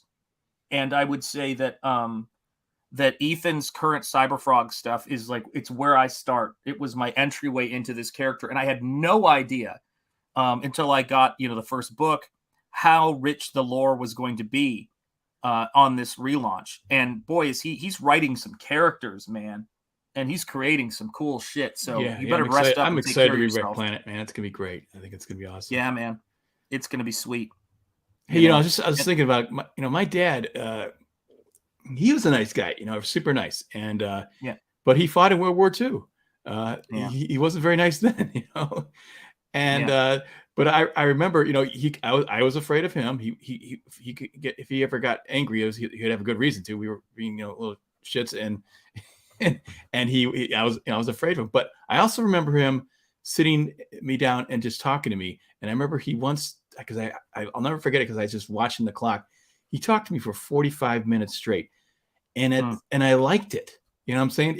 He was making sense. He was saying a lot of logical things. He was a conservative kind of Christian guy, and he was talking about, hey, don't fight. You can't be fighting with your brother. You guys are going to hurt each other. You got to, love each other. That kind of, all this nice, warm wisdom coming from him. And so that's part of it too. Is this, say the combination of the goodness and the tough guy. When you're only tough when you really got to be tough, then you're tough. Yeah. But when you're not, and if you're incapable most of the time, you really are, you do have to be nice, and you have to be able to articulate your arguments and actually make a reasonable, persuasion. You have to persuade the people with persuasion. Only, violence is the last resort, or getting angry is the last resort. But generally speaking, you want to be, whatever, thoughtful person. Well, I think what's interesting is that a big part of that, if you want to be married very long, and to the 28 people in the chat, thank you guys for being here. I do appreciate you guys. Please be checking out the links. I do appreciate all that stuff. All the stuff that you guys do here. Hold on a second. I almost made it through that sentence. Wisdom in the chat, John. Lots of wisdom in the chat. Lots of wisdom in the chat, guys. my dad, Henry Bemis. My dad told me once to always be a gentleman, but don't be a, Yes, that's a big part of it, man. And that's the thing about it. The way to know, what, the gist of all of this stuff is being effective. That's the thing about it. It's not about if you're, strong, or you yell and you scream at, random times or whatever. And it's not effective. It's a waste of energy, and it just cuts the leg out from under you. If, I always say this, is that most of the time, generally speaking, I feel very positive about things, and I'm a very positive person. That's just like, in terms of that, not because I haven't gone through shit, but funny enough, I think because I have. And at the same time, you step away from that, and you sort of say to yourself, you start thinking about like when it's necessary to do things. And if you find it's never necessary to make a stand or to say anything, then, maybe you should, take a look at it. Right. But if you find that you're constantly in a state of conflict, then what are you fighting for? It's certainly not for peace. You know what I mean? In terms of, in the truest sense, not peace, like trying to make, everybody, basically being, covering up whatever the underlying problems are, but saying to yourself, when you talked about, your father fighting in World War II, and I think of C.S. Lewis fighting in World War I, and, all of those guys, they had those experience, but, there was this character that I like on Yellowstone, really well written. And his name's Rip, and the writer of that show has just got some great guy moments in it. And this woman essentially adopts this boy, his wife, or his soon-to-be wife, and she takes him in town to buy him some new stuff. And he goes, "Don't buy him some new stuff. He needs to work right now. This kid's a bit of a thug." And he said, and she goes, "Nope, I'm going." And he goes, he goes, "Do whatever you want. He's your pet." And she goes, "What?" And he said, "If you treat that boy like a pet, he's going to be a pet, and not one you would want." And so when she comes back deflated, because it turns out that he was right, dare I say, heaven forbid, he says, don't worry, there's a man in there somewhere. Sometimes it just takes another man to find him. And I think that's a really great quote, that men need men to help figure out, young men need men in their lives. And Hail Skunk Artworks, great to see you, my friend. Green Laser, absolutely. I'll tell you what, there's truth in that. Just in this Comics Gate group, talking when I just hang out with Billy Tucci and Graham Nolan. Yes, you got you're like, hey, I'm a man too, It's like, hey, I'm a little wimpy guy drawing, and then all of a sudden these guys come in, they're just smoking cigars and everything, and you're like, oh, gotta be a man, Oh, by the way, did you ever see those? Oh my gosh. Did you ever see those skits on YouTube about Be a Man? They're really short. That one. Which ones? No, I don't think I have. They're just called Be a Man, and there's this big, like Italian looking guy there, and he says all these funny things that are real short. Like he'll say, "Your electrical goes out. Go up there on the pole and fix it yourself. Be a man." And then it rolls. Nice. And then there's like a disclaimer afterwards, right? Well, they always crack up afterwards. It's really funny. Anyways, anybody can look those up. I should figure out how to show that. Still haven't figured out how to show. I can show my screen, but I don't know how to do the show video. The other thing though too is with that stuff is you never know if you're going to get copyright struck. That's the only other aspect of it. And I think this is another thing about all that stuff, right? Is that and what's the best way I can word it? Jordan Peterson's 12 Rules for Life is a great book for anybody. Funny enough, illustrated by Ethan Van Sciver. And the thing I would say about that is really important for guys is, guys, if you're out there and the best advice that I always try to live by and take as much as I can is say what you want and don't tell whether it works out or it doesn't work out. Talk to people and say what you actually want from them. Don't have any subterfuge. And this goes with women especially. I saw so many guys in college go, how did you end up dating in college, the college you went to? Because it was, God almighty, the dating scene was like a desert. And I said, simple. Instead of hanging out with girls and saying, oh, hey, do you want to get some coffee? Do you want to hang out? Do you want to do this? I would ask them out. And if they said, and this is something we've instilled in our son, if they said, well, like what? Like as friends? No. And if they say, well, I want to go as friends, go, bye, period. Let them know what it is you're actually interested in. Do not allow yourself to be confused. And so when I had a couple girls try to put me in the friend zone, and I was just like, nah.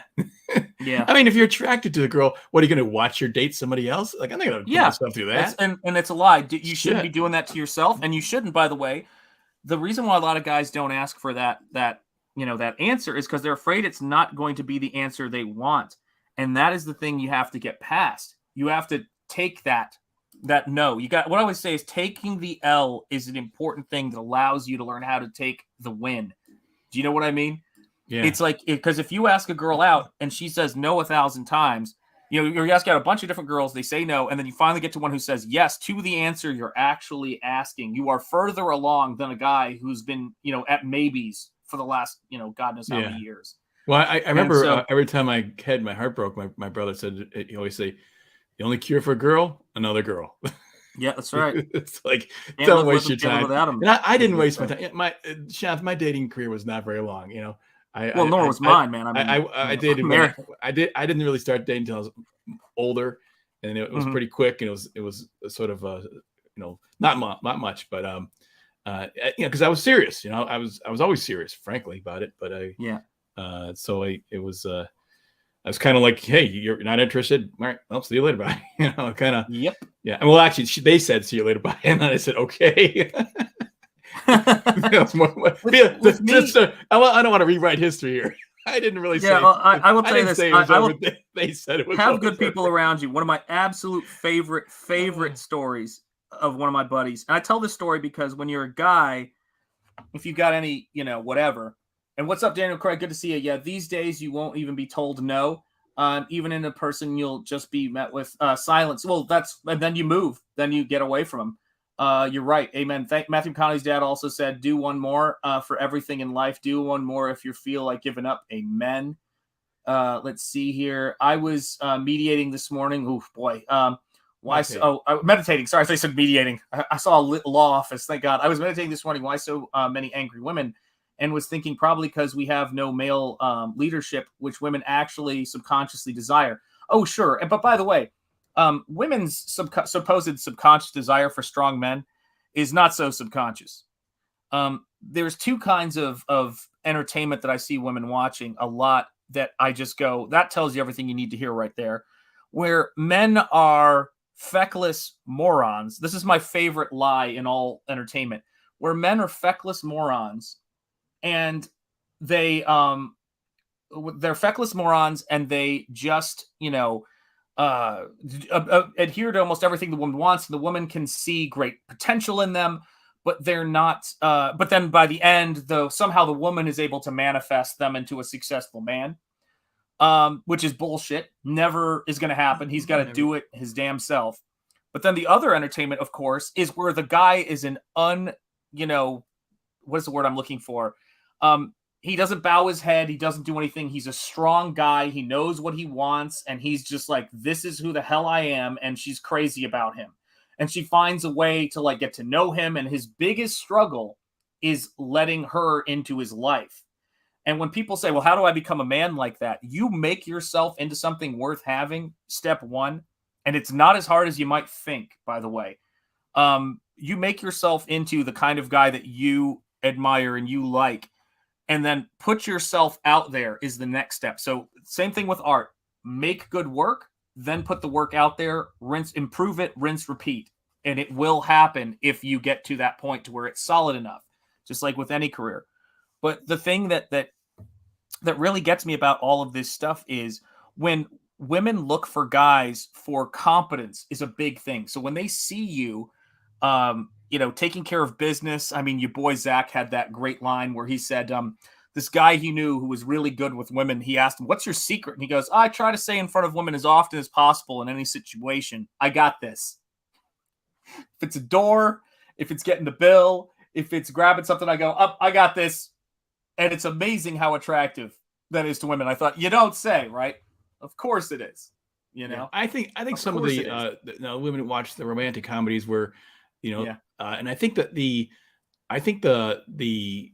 idea in it is that they're in control. Just as like when we're reading a superhero story, the fantasy is male power. You are in control of the situation, even even you're chained to a block by the bad guy, and you're still going to get out of it. There's still male power fantasy. Yeah. Whereas in the female fantasies, they got three guys falling all over themselves to try to get her, and that's a feeling of power. That's their feeling of power. That's why those things kind of work. And oftentimes there's overlap as far as being chained to a block. I have found, much to my horror.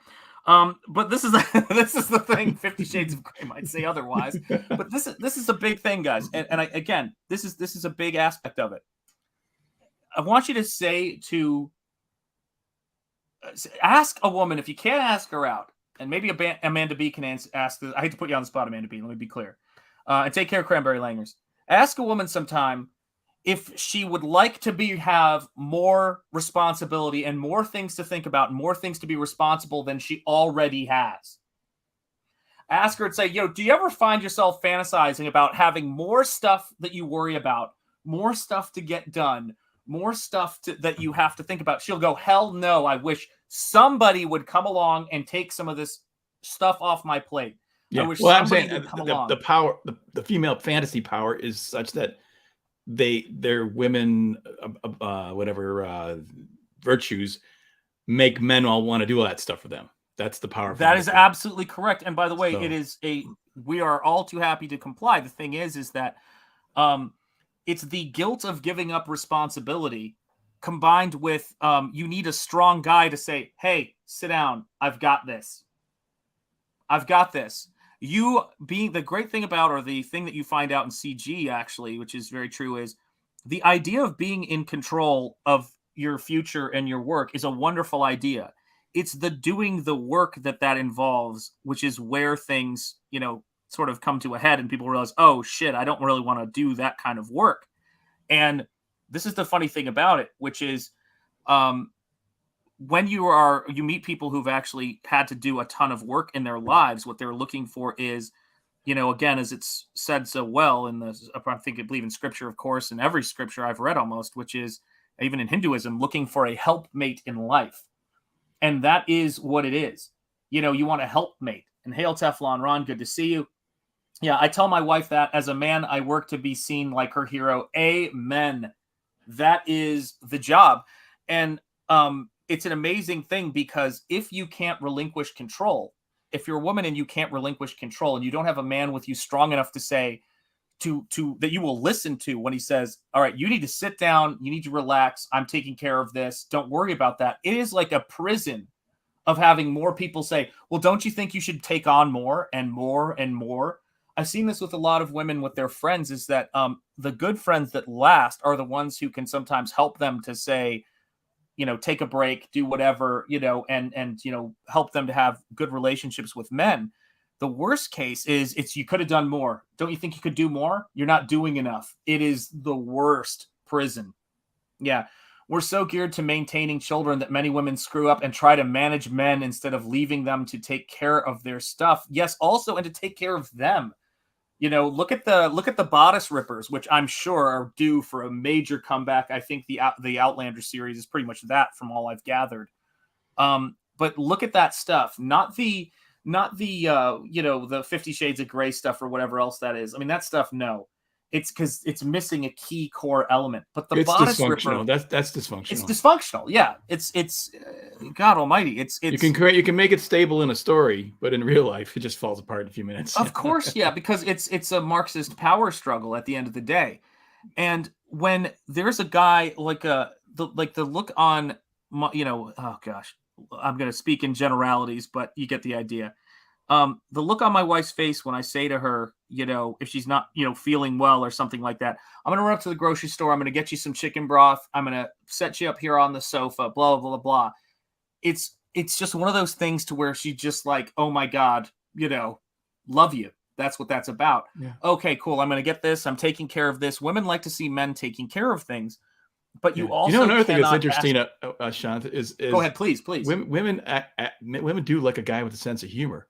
And I think that's part of yes. And the reason for that, I think, is because when you're doing these sort of authoritarian discipline things, the same thing with kids is raising my kids. I used a lot of humor, just always joking, always laughing.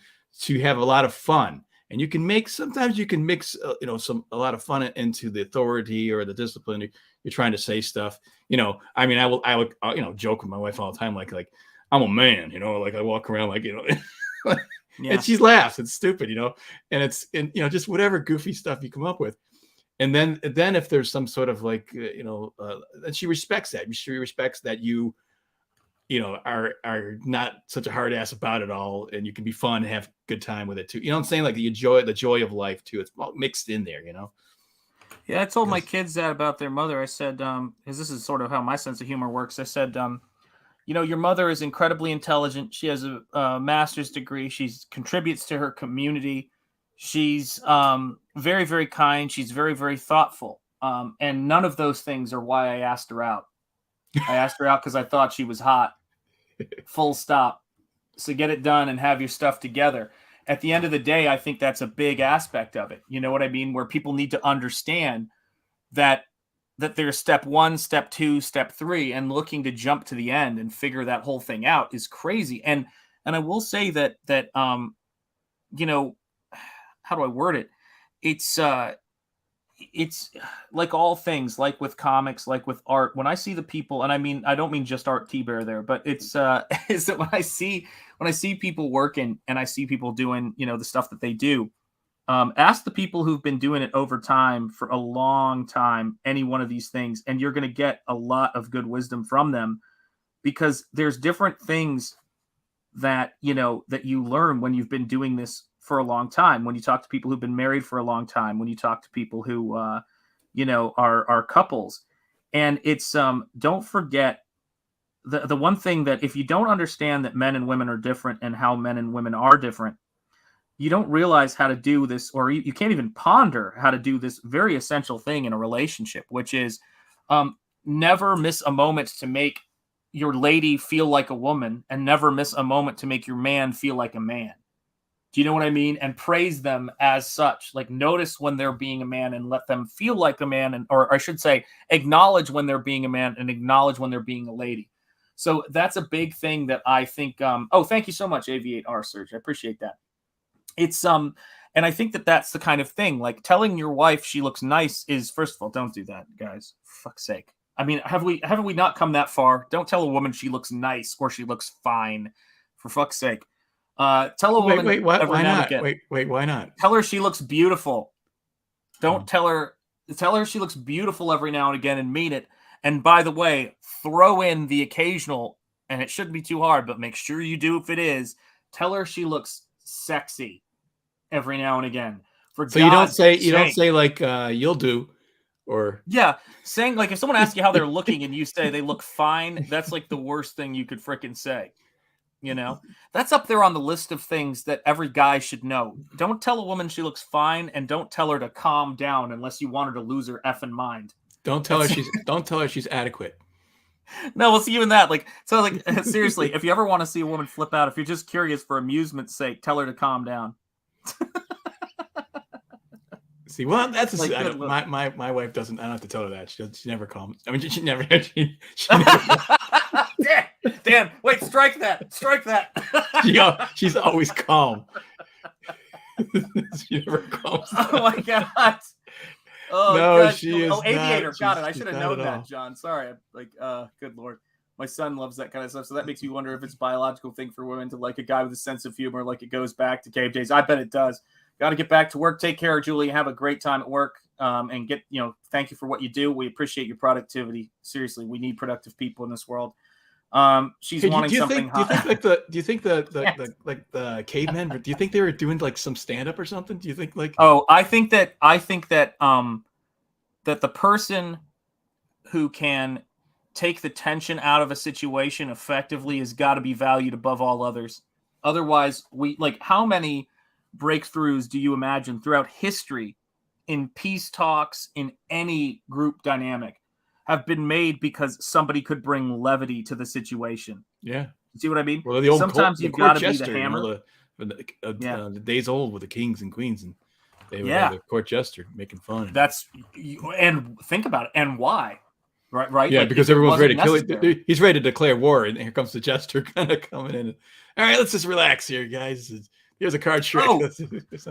Let me juggle some Brings stuff. me back to a great Sean story for all of you guys who've been here. Thank you, Dan, for reminding me of this.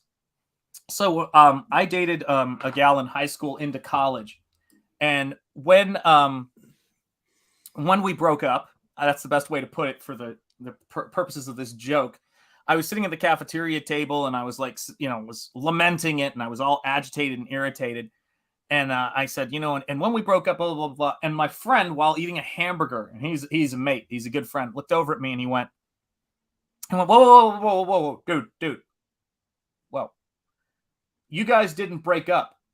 And I just looked at him and he goes, she dumped you. And I'm staring at him with this, I'm going to kill you, man. And he goes, I'm just trying to help you out, man. And we both died laughing. You need that dude in your life. Yeah. You need that dude. And Brian, you know who you are. Thank you, brother. He's been making me laugh for years. But that's the thing. You need somebody to come in every now and again and go, well, this is a mess. And not mean it in a bad way, but in a way that, where people are trying to keep shit together. Yeah. You need that John Malin. You need that John Malin. You need that John Malin. Yeah. Just somebody tell you the truth. Yeah. There's not a lot of honest people out there, really. You got. So if you find people, because it takes courage to be honest. Yeah. If you're honest, it takes courage, and you can't do it for reward. If you find someone who's honest, it's worth their weight in gold. So. Yeah, and this is the other thing too, and I would really say this is a big thing. Being honest is great, and I think be honest is a darn good rule. I love Jordan Peterson's tell the truth or at least don't lie, which is definitely a good bit of 12 rules for life right there. But I'd also say this, honesty, the first person to make sure you're working on being honest with is yourself. If you haven't gotten that sorted, right, like you got to get that sorted first. And sometimes I think that people go around sort of like a drive-by honesty. Like, let me swing into your life, tell you something, and then there's no investment there. It takes a while to get to know somebody, to be effectively honest. And some people are better at it than others, and you should certainly start with honesty. But I always think that it's the people who have some kind of understanding and sensitivity to the situation who you're best going to hear the honesty from, because you get a sense they know what the hell they're talking about. And, the world is full of, the asshole, quasi friend who comes and goes, "Can I be honest with you, dude?" And it's always some shit they just need to get off their chest. You know what I'm saying? Right. And it's like, oh yeah, being humble recipient goes a long way. Indeed. It absolutely does. You can't be honest all the time. Do I look fat in this dress? That's a great example. Yeah, you can't be. You got to have some honesty, and tact go a long way. Not duplicity, but tact. Really important. Yeah, well, the dress has nothing to do with it. Dang, son. Wow. Yeah, honesty requires feedback, and know your relationships, right? Like, think about this for a minute. Know your audience. Know your audience and know your relationships, because the thing that happens is that you take somebody like J.K. Rowling, she's a really good example of somebody who's managed to kind of stay remotely sane in all of this. You've got what, millions of people who think they know how Harry Potter should go. You can't take all that advice. Nobody can. If you've got 5 or 6 people hanging out with you, giving you advice, that's one thing. If you've got 1,000, you can take it in, but you've got to really learn how to, understand the quality of advice. And I think when you get to the point that, Eric July's at, or certain creators are at, the advice is everywhere, and going through it and figuring out what's the stuff I can act on, what's the stuff that works, for what I'm trying to accomplish. That's something that, you're going to have a smaller and smaller group you can involve in, because Sean, that gets back to what you're talking about with being critical of someone else's artwork. I could be. I'm much more careful though than I used to be, because I always think if I was the editor and Todd McFarlane came in, I would have always said no to his work, and I would have been wrong. Because I had my own way of approaching it, art and stuff like that. So it took me a while to appreciate people like McFarlane, and even Liefeld and stuff. I knew they had an energy, and they had a lot of cool exaggerations of work and stuff. But I would have dismissed a lot of these people, and I would have been wrong. So I'm more careful when I look at someone's art today. I look, what is the style they want to do? What is the style they like? And then I try to guide them into to be the best in that style. So if I don't know the style, then I can't really help them that much either. So this is why when I throw out criticism, whenever I'm careful to make sure that I am not projecting my own bias and opinions and art onto it. So I'm saying, so because in other words, you could really hurt somebody and smash their career unjustly, wrongly. I could have there's certain people I don't mind going after because they're kind of not that nice and stuff, but Eric Larson or something.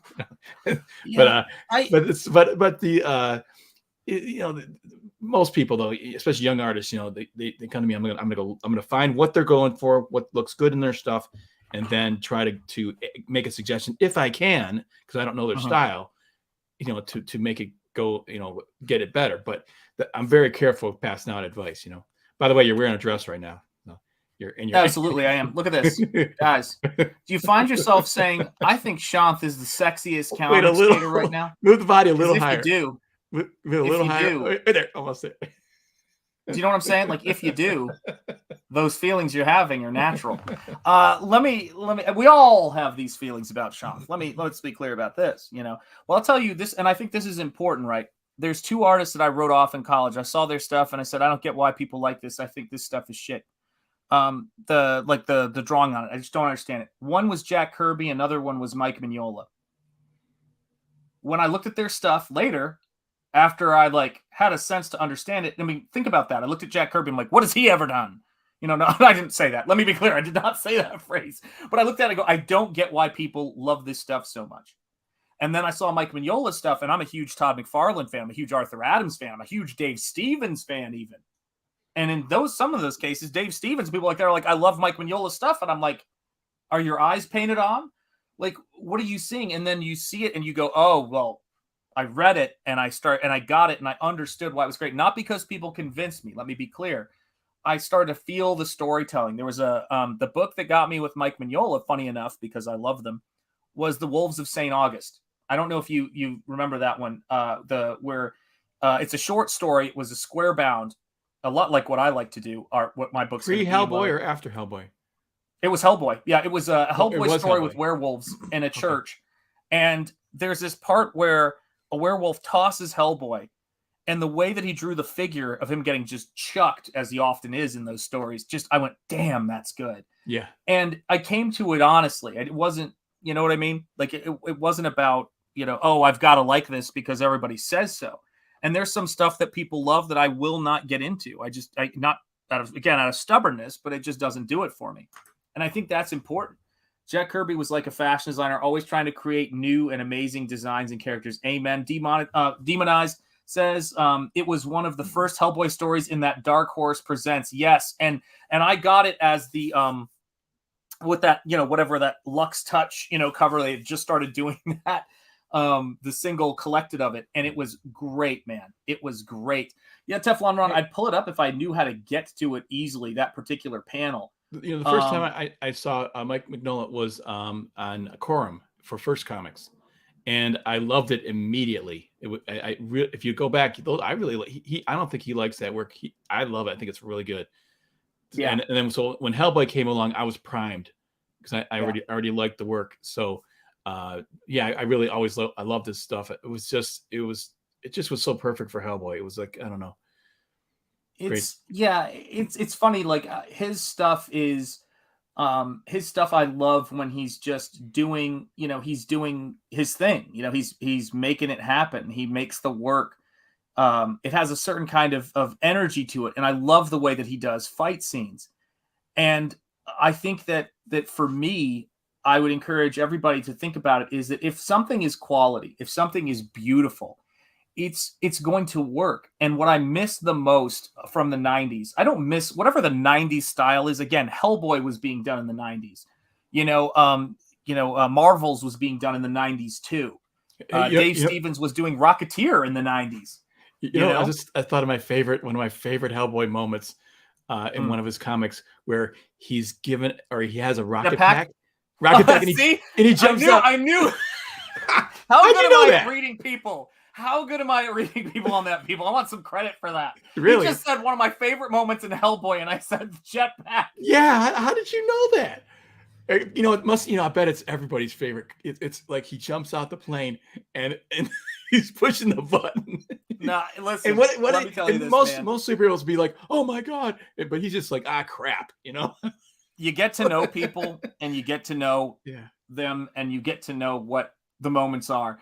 And the best example I can give, the creepiest one, was when my wife goes, and I guessed this was insane. She goes, so-and-so picked a name for their baby, right? And I said, Enzo, right? And I was correct. Like, there are some weird moments of me calling some weird shit. But this is the thing about it, right? Is that we share our passions and you get to know each other as artists. You know what I mean? You get to know what people love. And I will buy, Mike Mignola's stuff. I got the artisan edition, which is the smaller artist edition of his stuff. So it's soft cover, easier to flip through, because I love seeing his raw inks, in the way that I think that the character Hellboy too is talk about masculinity. He is the most masculine man. I mean, he's just tough and badass, and it's just. And I remember an interview with Mike, and he said he based it on his dad. I think it was his dad. He came home from like working at the shop, and he'd be like, "Yeah, I got a nail gun stuck through the hand today. I kind of pulled it out, Like, holy crap, And he goes, "That's the kind of tough guy." He made his Hellboy into this sort of his dad, kind of that just. So it's kind of got that. It's got the the warmth of a dad, but the tough guy, the gravelly, like stone-handed tough guyness. Yeah. So so it's a lot of fun. Being tough is a funny thing. I mean, in terms of there's different degrees. Like there's people who think being tough is winning fights and things like that, and that's great. I'll have to try that sometime. I mean, most of the time I fight to fight. If shit hit the fan and I need to stand up for myself, I'd be like, you're gonna have to punch me if you're gonna do that. But I'll fight. And this is the thing. Yeah, Sean's trying to hide his ability to read minds. No, I don't want that ability, I can tell you. And sadly, there are moments that are creepy. Mike Mignola did limited series of Fritz Leiber's Fafard, I can never pronounce that right, and the Grey Mauser. There you go. And it was right before Hellboy, and he was in his prime. He did a Doctor Doom and Doctor Strange hardcover that was amazing, and his Dracula is amazing. But let me just so you guys know, and I'm probably going to cause a book avalanche, but I don't care. You're going to hear the avalanche, I guarantee you, because I have so many books next to me. Although one book I do not want to have fall. Giant Size Two-Fisted Manly Tales with your boy Dan Lawless, kicking ass as always. But let me see if I can get this to avalanche to be constructive. Here we go. Ugh, dang it! This is the book I'm talking about. The Mike Mignola Hellboy Artisan Edition, Hellboy in Hell and Other Stories. And this is the thing: it's smaller, it's soft cover, so it's not a giant artist edition. But you can really see, the sweet science of composition and how we put this stuff together in this, and that's what I'm talking about. Yeah, it's just like Narwhal. It's sort of minimalist, but it's extremely well designed. Yeah. It's and what's sort of funny is that when people talk about reading minds or reading whatever, I think reading people is one of in not in the card shark sort of way, is probably one of the most important skills you can get, just in terms of understanding. Yeah, it's going to get to you, Stephen Rockwood, and you're going to freaking love it. How do I put this? If you can only think of one reason and it's negative, it's a projection of yourself, or it's just positive and it's a projection of yourself, it's really hard to write and understand character, but also it's hard to meet people. So if somebody's quiet and you're the kind of person that thinks, when I'm quiet, I'm angry, or I'm judging people, or I'm doing whatever. What's up, Leg Kick One? Great to see you. And Mighty Magic, always great to see you here as well. What is up, Michael Bancroft? We've got Mick Bancroft in the chat. One of the things that you sort of understand is it's like not everybody is saying the same thing. So if some stranger is being nice to you and asking you to get in their van, you should perhaps run. And, it's there's all these different experiences. And I think sometimes the best thing you can do when you're writing, but also when you're talking to people, is just sort of pause for a second. And I mean, when you're having those real heart-to-hearts, and think, all right, how's this person doing?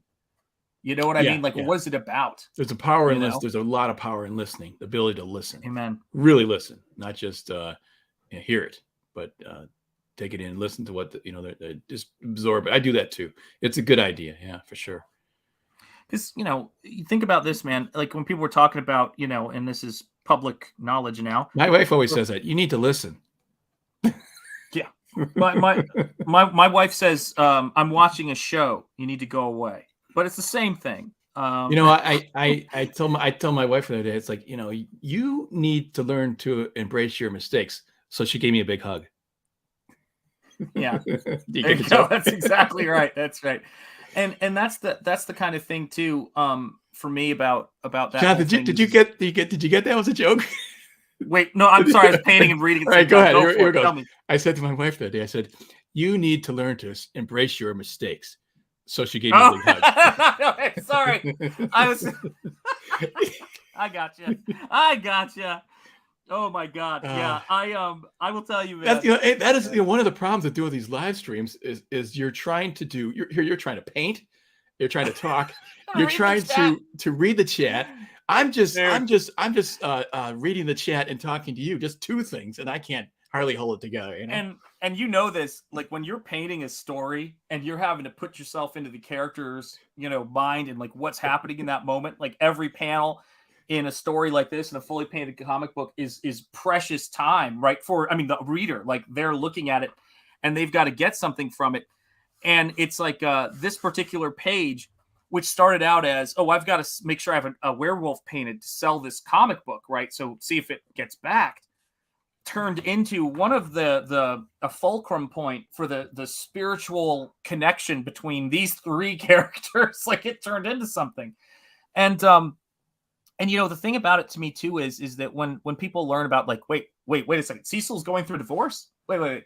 Cecil was married. It's like, yeah, what we're doing here on these streams is we're here to entertain you guys, and you're going to get to know us fairly well. Like, in terms of, you know, you get to see us over time, but there is so much stuff going on. A lot of the conversations that I have with Gabe or with anybody else, you know, that we have off stream, just talking, there's a lot more that goes on. You know, what about just how funny Cecil is as a comedian? I mean, he's so much fun. Yes. But the truth is, He's as we know, this is true, that a lot of comedians, they actually have very difficult upbringings, difficult situations they're in. A lot of that comedy is a sort of almost like a talent that they have to get through these things, you know, these difficult times. And so who knew Cecil was going through something really very difficult? And and being able to laugh at yourself and the situation. I mean, the reason what people really like about Cecil, and one of the things that I think people respond to is that they can sense that sort of underlying sincerity, and he's true to the muse. Like, he comes on to a stream and he can crack on people beautifully, but he can crack on himself too. And when people were talking about certain people who are no longer with us, and I mean, not in CG, they're alive still, thank God. But a lot of the biggest problems people run into is not being able to laugh at themselves, like, even on their own, you know?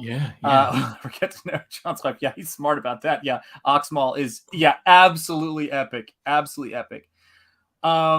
It's one of those things to where, you know, there are different layers to people. I was watching, speaking of Bancroft, who's in the chat, and Mike, if you feel like popping on, let me know. No pressure. If you're just waking up and getting your stuff started, you just let me know, man. But I was watching Michael talk about the Iron Age of comics the other day, and he was talking about this stuff. You know, Michael's been in the game for a while, and he probably has, you know, one of the biggest Comicsgate, you know, channels and streams that you could have. Yeah, I was listening to, you know, to Michael and Rob's stream, and it was really, really insightful. And it was, you know, it's great to to hear what those guys have to say. Actually, if he wants to come on, it'd be great. But I mean, now, he's and this is the thing though. He's also, and he does these great draw streams too. He's also drawing a book. He's also writing a book, and he's promoting people's stuff, and he's got a family just like all of us have. And I think that that's the thing that it takes to beat Comicsgate strong. You really have to have an iron will, and you also have to have a lot of discipline and resolve to get this stuff to happen. And desperation. Just today I was saying to myself, I don't stream when it's been a while, and before I stream, guys, I don't say, well, I guess I'm done screwing around, and so I guess I'll stream now. What I actually say to myself is, it's been too long. There's a lot of stuff going on, but you have to stream. I have to stream. Like, I don't say it like, oh, like, if I don't get the adulation. No. You do this because it's your job to pull your weight, to grab an oar, dare I say. And I say, you have to stream. And if people think that you know, that there aren't those, like, you know, Ethan will say, like, he says, I'll talk to Andrea. It's like, it's been too long since I've streamed. You hear this from John. It's the same thing with Michael. Michael's he's firing up streams regularly. He's incredibly consistent. And I always say, you know, my wife will go, you look exhausted. You need a break. I was like, I can't. I got to do a new intro for my show. I'm screaming. This is awesome one indeed. I say, I've got to get pages done. And she'll say, but, you know, we've got to do this and this and this, you know, in terms of, you know, well, maybe you should take a break. We should go for a walk. And I say, yes, I definitely should go for a walk. That pays off in the comic. But I say, I also sometimes say, I've got to do it. I'm the only one who can do this page. I have to get this done. You know, like, Nosfero stops when I stop working on it. My channel stops when I stop streaming and painting. Best comic book in the world. Done. Mm-hmm. Yep. That is right. Yeah. Done and Comicsgate. Those are the two qualities. No, but you're right, man. It's like I've got so many Comicsgate books, and I want this book on the shelf or in that short box or long box with the rest of your collection, and I want it in mine. And that is, I can't overstate what I sent off some originals. I sent Phil Diaz an original painting I did of the Masquerade that I've been planning on sending him. And hail Phil, he was in the chat earlier. And then I sent off, well, if I have to stream, better send me the link. Fair enough, Michael. Fair enough. I like where your head's at, baby. All right, let me see here. All righty. It's you're interesting to see like guys like David Finch, or even Aaron Presti. They have their wives in there to help them to read the chat and stuff. Because I tell you, doing one of these is like trying to keep everything going. I mean, I say you're doing 3 things. I'm just doing 2, and it's hard enough. Yeah. If I was trying to draw right now, I'd be like, huh? Thank you. Yeah, the Masquerade painting and the picture of Phil holding it is in the members is a members post. So there's a lot of stuff that I'm starting to post in the members section. For those of you guys who are members, make sure you're checking it out. If you're not a member yet, consider it. And thank you so much for supporting this channel. Yeah, absolutely, brother. Absolutely. All right, so let me see. Michael, I just sent you the link, brother, so you should have it with you.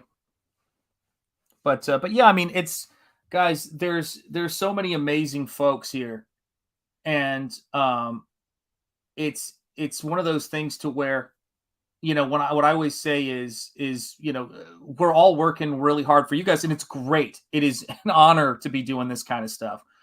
And yes, I can't wait for the Barbarian book from Dan Lawless. Same here. Looking forward to Lucent 2, Painted Death, man. I can't wait for that too. There's so many great books. Michael's been sending me some killer artwork on Twitter. And so, yeah, man, I mean, we do this stuff because we care, and we do this stuff because it's important to us. And the little painting things that happen, oh, there he is. There's my man. There's my, there's my brother. What is up, my friend? How are you doing? Good morning. I don't know. How do I sound? Do I have that croaky morning voice on? Well, considering half of this universe seems to be sick, I think we all sound pretty good if we can. No, this is me just waking up. I haven't had a sip of tea yet or anything. Oh my God, Michael, you got to fix yourself, dude. It is 3:47 p.m. right now. Why are you just waking up? I know. Another bender out in I'm Texas 20 years old again. Yeah. Frankenberry is for me, man. Period. Know that. But I was watching your Iron Age, stream the other day, and sometimes I'll have these moments. I think you just sent me some artwork. I swear the days blend together in Comicsgate, man. You'd sent me some artwork, and I was listening to that stream, and because of the way my brain works, I just looked at it and I went, damn, this man it's good to have friends around you who work their asses off. And I thought, damn, Michael, it's just a machine. And I know you hear that from the chat, but if you haven't heard it from me in long enough, my friend, dude, seriously, you are such a freaking credit and an inspiration, man. Know that. Thank you. I watch a bit of Jordan Peterson. Hell yeah. And he goes on about these highly productive people who work 14-hour days, and I'm like, what are they, slackers? and where's he's like, hey, and they're all earning $400 to $2 million a year. I'm like, oh yeah, I guess I'm doing it wrong, but there's hope maybe in the future one day. It's gonna happen, man. Dan, how you going, buddy? Good. How are you? I love your Boots and Heels cover. Cool. It's the business. Thanks. It's so good. Yeah, it turned out all right. I was happy with that. So yeah. The vibe you got with it, the sort of retro thing, but it's your style. I just think it's awesome. Yeah, it's interesting because I mean his style is so what do you call it? Like underground stylized kind of thing. So I'm trying to figure out how that fits in, but it sort of works together, doesn't it? Isn't it funny how his style and my style seem to be okay? Because sometimes they clash. Sometimes it doesn't work. So yeah, it's difficult to take a character sometimes. Like I said, we were just talking in the beginning of the stream how hard it is for me to draw Cyberfrog in my style. It's like you have to like. I've been working on it for a while. Some things just don't quite translate. You got to work at it. That's a genius pairing. A genius pairing. I think I could do a good Cyberfrog, but it would take me forever. Well, and too yeah, I guess that- draughtistic. I don't know how Ethan does it. Yeah, we were just looking You at get a page of with, his. like, Holy, with like 4 of them on a single page. I'd be like, that's it. Get me a gun. Yeah, amen. Too much. And Ethan, by the way, we're saying to you, keep living. There's so much ahead of you. Keep doing it, please. Keep doing it. We don't want you to give up just because we would quit. But no, man, when I did that Cyberfrog trading card, let me just tell you this. I feel part of my mind still feels like I'm working on it. Like that thing, I'm just like, oh my God, Ethan, seriously. It's like he saw Spider-Man's webs and was like, nah, man. Yeah. I gotta make it. It's gotta be worse than that. I gotta make a character who's more detailed than that, man. Yeah. You could share my screen. I got a picture of the Cyberfrog up here. This insanity. We can zoom in. Yeah, exactly. I mean, just this stuff right here. What the heck, you know? Oh man, yeah. It's and then you know the thing is too. It isn't just his artwork. It's also Kyle. I want to keep on to say Rittenhouse now. Kyle Ritter. Because you know they make that joke so often that it's like oh no. Yeah, look at the detail on the Cyberfrog's body right there. Like just the the textures that he added. It's crazy. Unbelievable. And of course the Vespis eye. So yeah, but those two make a great team. Really cool stuff, you know. Yeah, sometimes it's just that creative pairing.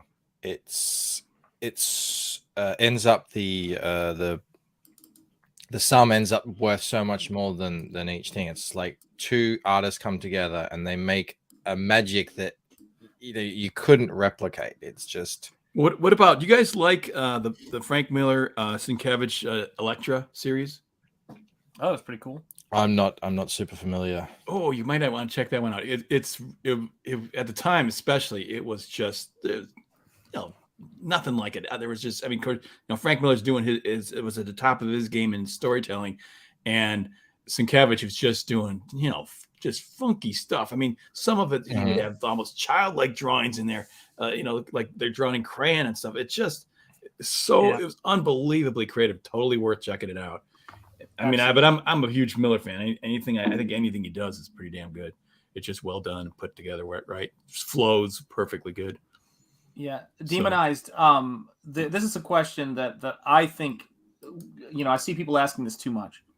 I'm going to ask it anyway. Agreed. When are we getting an original character from Dan? Yeah, we need it. Dan, we need it. I've already launched 9 campaigns under Dan's name illegally, but yes, he will be launching. That's my ongoing.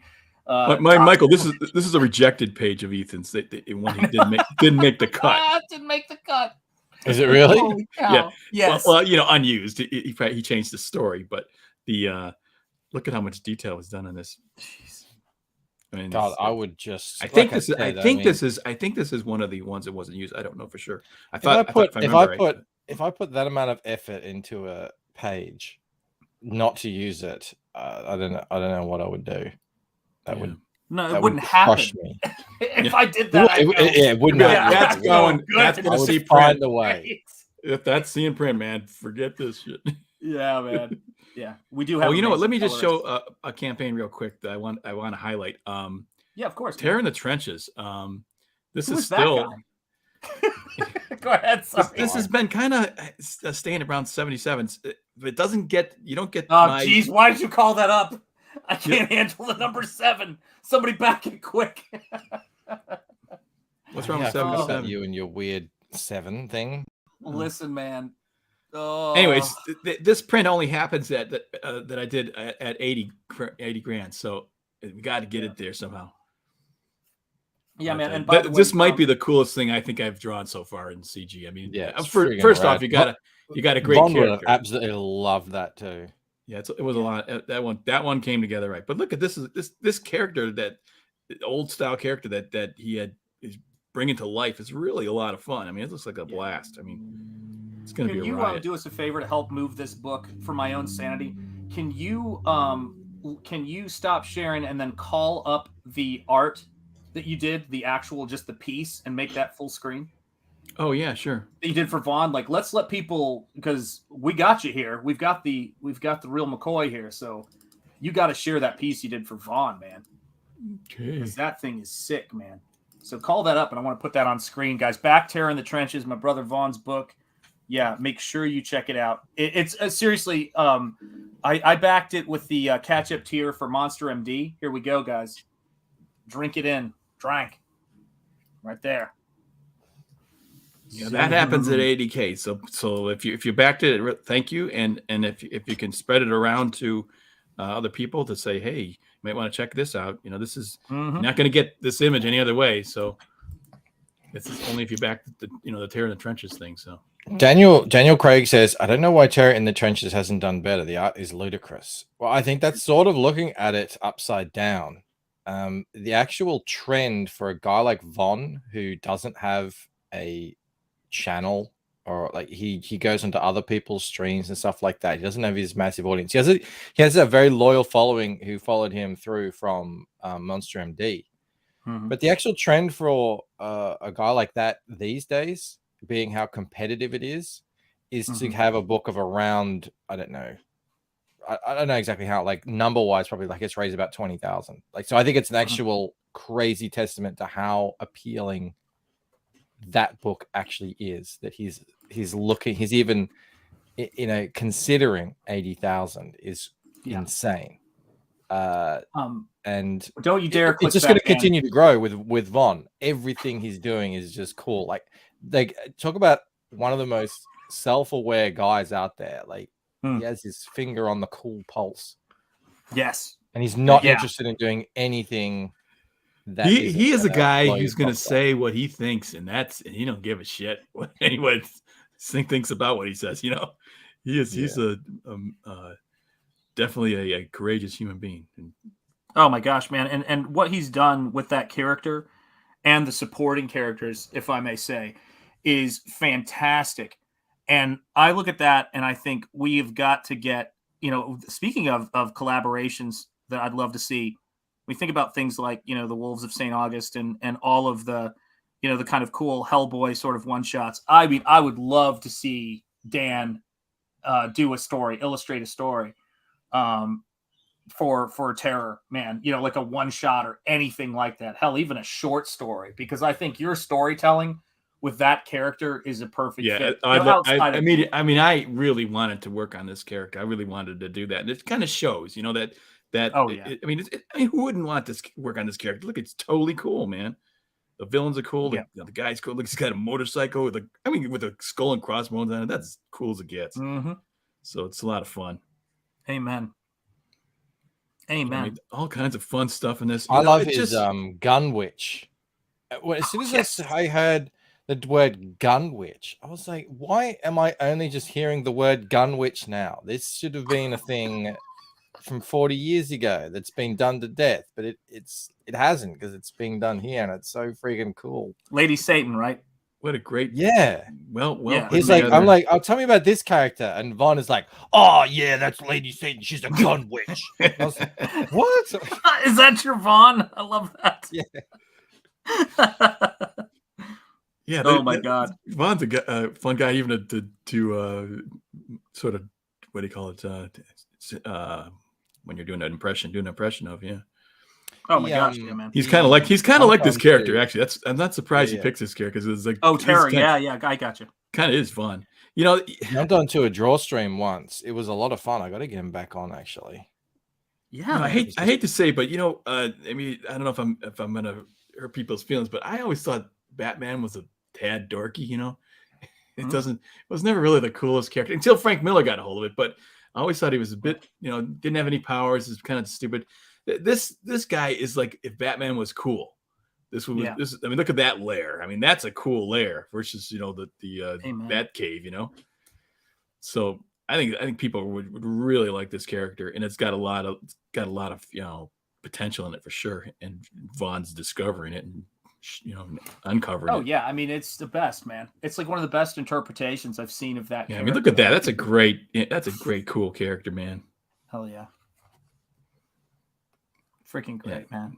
and he takes some kind of hyper drug thing to make him badass. I guess I don't know, but that's all crazy. It's just the guys in he inhales a vial of gas, right, and that's what gives him his.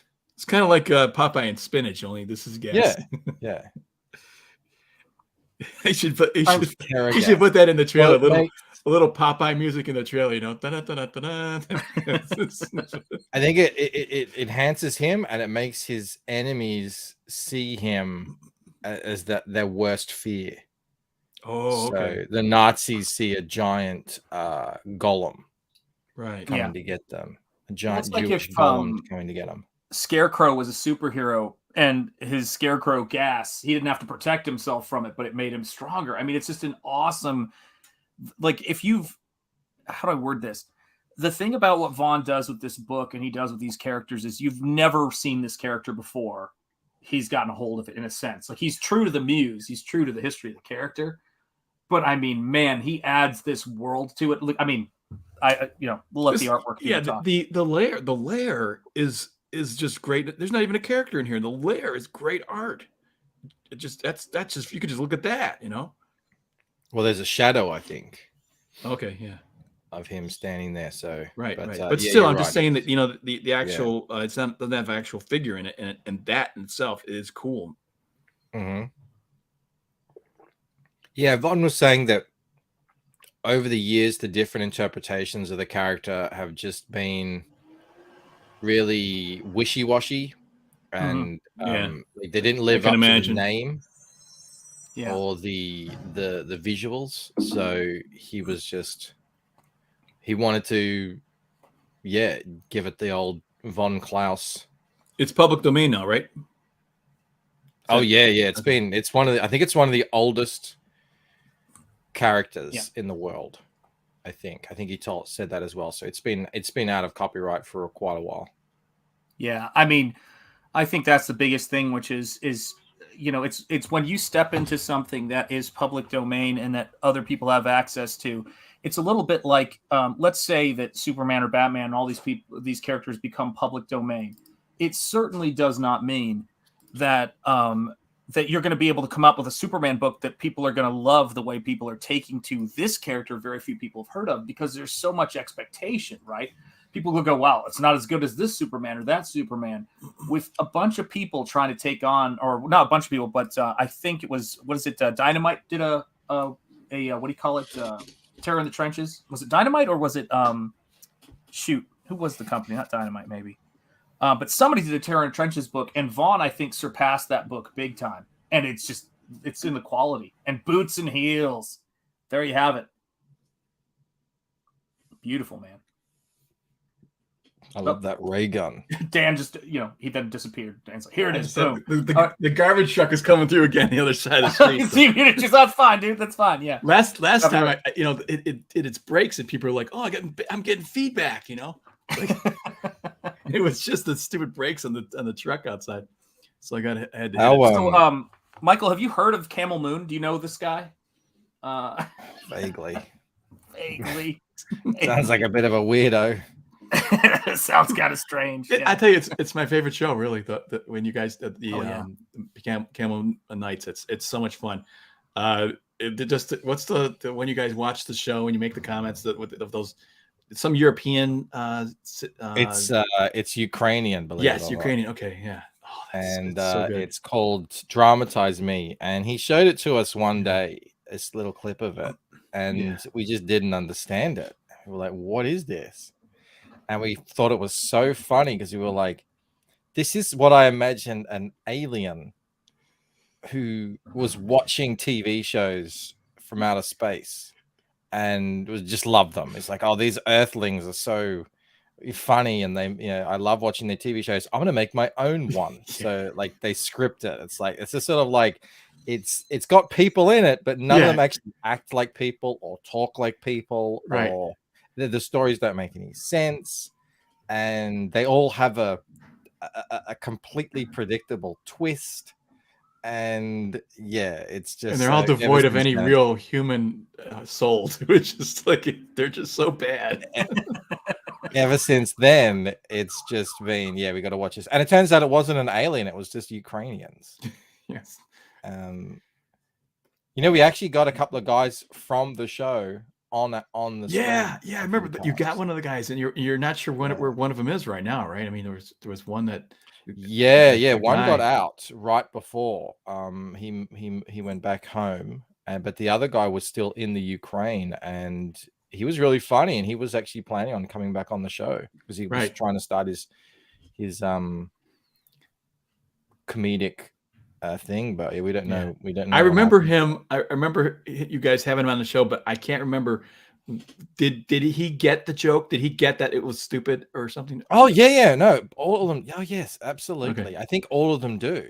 I think there's only a few of them that take it super seriously. Okay. But I think all of them know that it is terrible, but it's a paycheck, and they're getting experience. Yeah, so they can find a real job. Experience. What not to do in a drama. Well, Australian actors do that here. They act in local TV shows here that are pretty notoriously bad, but so many of them have gone on from that, like Chris Hemsworth and Russell Crowe and like the soap operas here in America, and have become big movie stars. So, and even though their acting in these shows is unwatchable, it's because the shows are so terrible. Right. And then they go to Netflix, and people but it's my absolute. I mean, it's a gold mine for making fun of it, though. It's just like it's a blast. That's part. I mean, it's like they don't realize they actually produced something really outstanding. It just wasn't what they were thinking it would be. We love those shows, man. We watch so many my kids watch so many Australian shows and so many like drama shows. So it is really funny when I think about how much I hear the Australian accent in my house. Hey, speak of the devil, Vaughn's Haunted Castle. When I first heard the title Boots and Heels, I thought kittens go on an adventure. Glad I was wrong. Well, we were just singing your praises, so I hope your ears were burning, Vaughn, my brother. Feel free if you want to pop in and let me know. Give me a shout, man. I'll send you the link. A lot of writers' rooms are filled with activist kids out of college now. Amen. Yeah, absolutely. Dragon Pisces, hail, man. It's good to see you. Yeah, man. Let me say this too, it's getting to the point. Hello. It's getting to the point to where I think everyone now wants to see Dan Lawless's take on every character in Comicsgate. That's my take. Yeah, how many comics have you done now? I like it too. It's like I mean, I kind of want it. Like Andy Cordrath. Andy's Cordrath. I wouldn't mind doing a Cordrath. Oh, by the way, I could show you. I did color another one of his cards. I thought it turned out pretty well. Are you allowed to show it? Is Andy going to come on over here and attack? I don't want to get in trouble. Well, because I actually colored it on his show. Oh, there you go. Fair enough. So it should be. I know it should be fine with it, but there's the Lilith. It's funny because this is one of those things where you have the villain. The villain has taken a life of her own because I think it was Bud Root's cover, and all of a sudden everyone's interested in this villainess, and. Is that right? Villainous or villain? Anyways, but so it's because she's kind of hot, I guess. I don't know, but people love this character, and all of a sudden, so they're interested in it. So it's taken off. Well, I was having to think about that when I was working on this book the other night, which was and just in comics in general. And there's a bunch of different things and hurdles that comics have to get over, and one of them is. Somebody buys the book, then somebody reads the book, and somebody looks at the book. And one of the things I think that comic book artists understood because they didn't take sales for granted, particularly when it was a new art form, was I got to put something sexy in there. I've got to put something exciting that makes you want to open the book to see the interior. You know what I mean? And it's like when you see those books, I remember during the kind of comic book implosion and the rise of all the quote, bad girl books or whatever. I think it was about comics going back to its purest form in a lot of ways, and it's just like, get that, get those books and get things in there that people want to see. And National Lampoon did it really well with a lot of the stuff they were putting out. But I think it's the nature of the beast. Can we move those sevens, guys? For heaven's sake, I beg you. What do you got against sevens? I can't Don't deal with it. get I him don't know. Got started. problems. Don't get him started. Michael. You would have been. You would have. Wait, Got didn't it. you grow up in the? Wait, didn't you grow up in the 70s? I mean, Yeah, I did, but it's the ending in sevens that really keeps me up at night. It's one of those things. Yeah, I'm a special boy, Michael. I'm a special boy. Oh man. Yeah, I mean it's one of those things to where that book, I know that book is going to crack six figures. I have no doubt, man. It's going to get there, but it's always a question of getting the getting to that next stage of getting eyes on it, and you were talking about, the six figures and the stages CG creators, go through with their stuff. And sometimes it's about that, just that consistency of work, and you're putting your stuff out there, and you're and then something unexpected will happen. It'll get in front of somebody, and then it just goes supernova. And I'm absolutely certain that that's, a continuing thing with Terror in the Trenches. yeah. Well, No doubt in my anybody mind. in the chat, if you can tweet this out, if you can, spread Tweet the it word, out, back it if you haven't yet. really appreciate that. To try to boost this gift thing a little shove. From the man himself right there, guys. Do me a favor, guys. If you're in this chat and you have not backed this book yet, or if you are considering backing it again, if you want to back a higher tier, whatever it is you want to do, we are at F's sake, 77,327. Can we get that to move for me, guys? Please, can we get that to move? Blast that out on social media. Say we're trying to move this thing. We're trying to get it to 80K. Do a screen cap if you have to, of that beautiful Dan Lawless cover that you're going to get the Dan Lawless all physical backers print. Sorry, Dan Lawless print, which is to me almost as cool because you get that and you can frame it on your wall.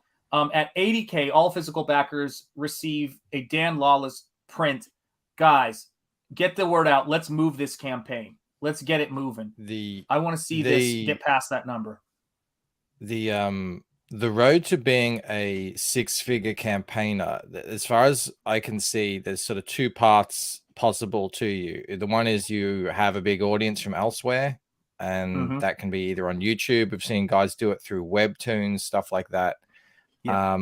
Whatever it is, and because you got a ready-made audience, but the other way to do it is to do a bit more like what Von is doing. But Von actually is a bit of an anomaly because I think, did Von make 100 on Monster MD? Yeah, I think he did. I think he might have. Yeah. So he might be an outlier, but most other people like Patrick Thomas Parnell, Mandy Summers is on her way. I think the Diaz brothers are on their way. And a bunch of others. Andy Smith is just putting out a lot of books that sort of each one kind of makes a little bit more than the last. And what you're doing when you're doing that is you're building up a mailing list. Clint Stoker is another one. Clint Stoker. So you're building up that mailing list with every single one, and eventually, you have that audience. It's not visible to everyone else because it's a mailing list, but they're there. They're fans, they're backers, they exist. But it's obviously, it can take years and a lot of work to get it, but it's totally doable. Talk about yourself, man. You know what I mean? 106K for Monster MD. By the way, it should be noted that Monster MD is also available on this campaign. So if you have not gotten a hard copy of Monster MD, guys, it's great. Oh, awesome one. Seriously, is that how we're going to do this? Is that really what we're going to do? Yes. You bastards. Hey, another campaign here that I'm happy to be part of is Fiendish.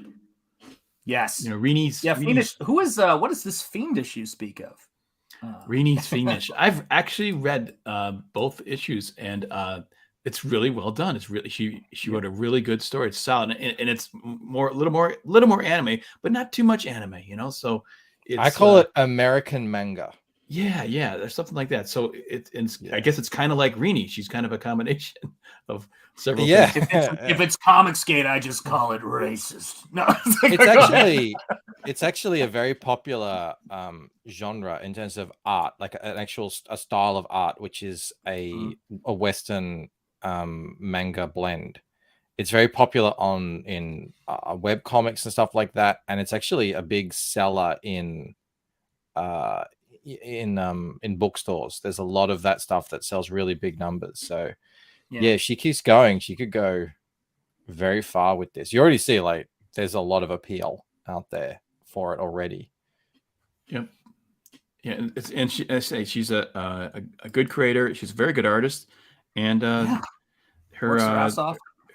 She's created a good solid world. And I love fantasy stuff. I mean, I think it's because you can draw human figures and stuff. Like his face and arm and that sort of thing.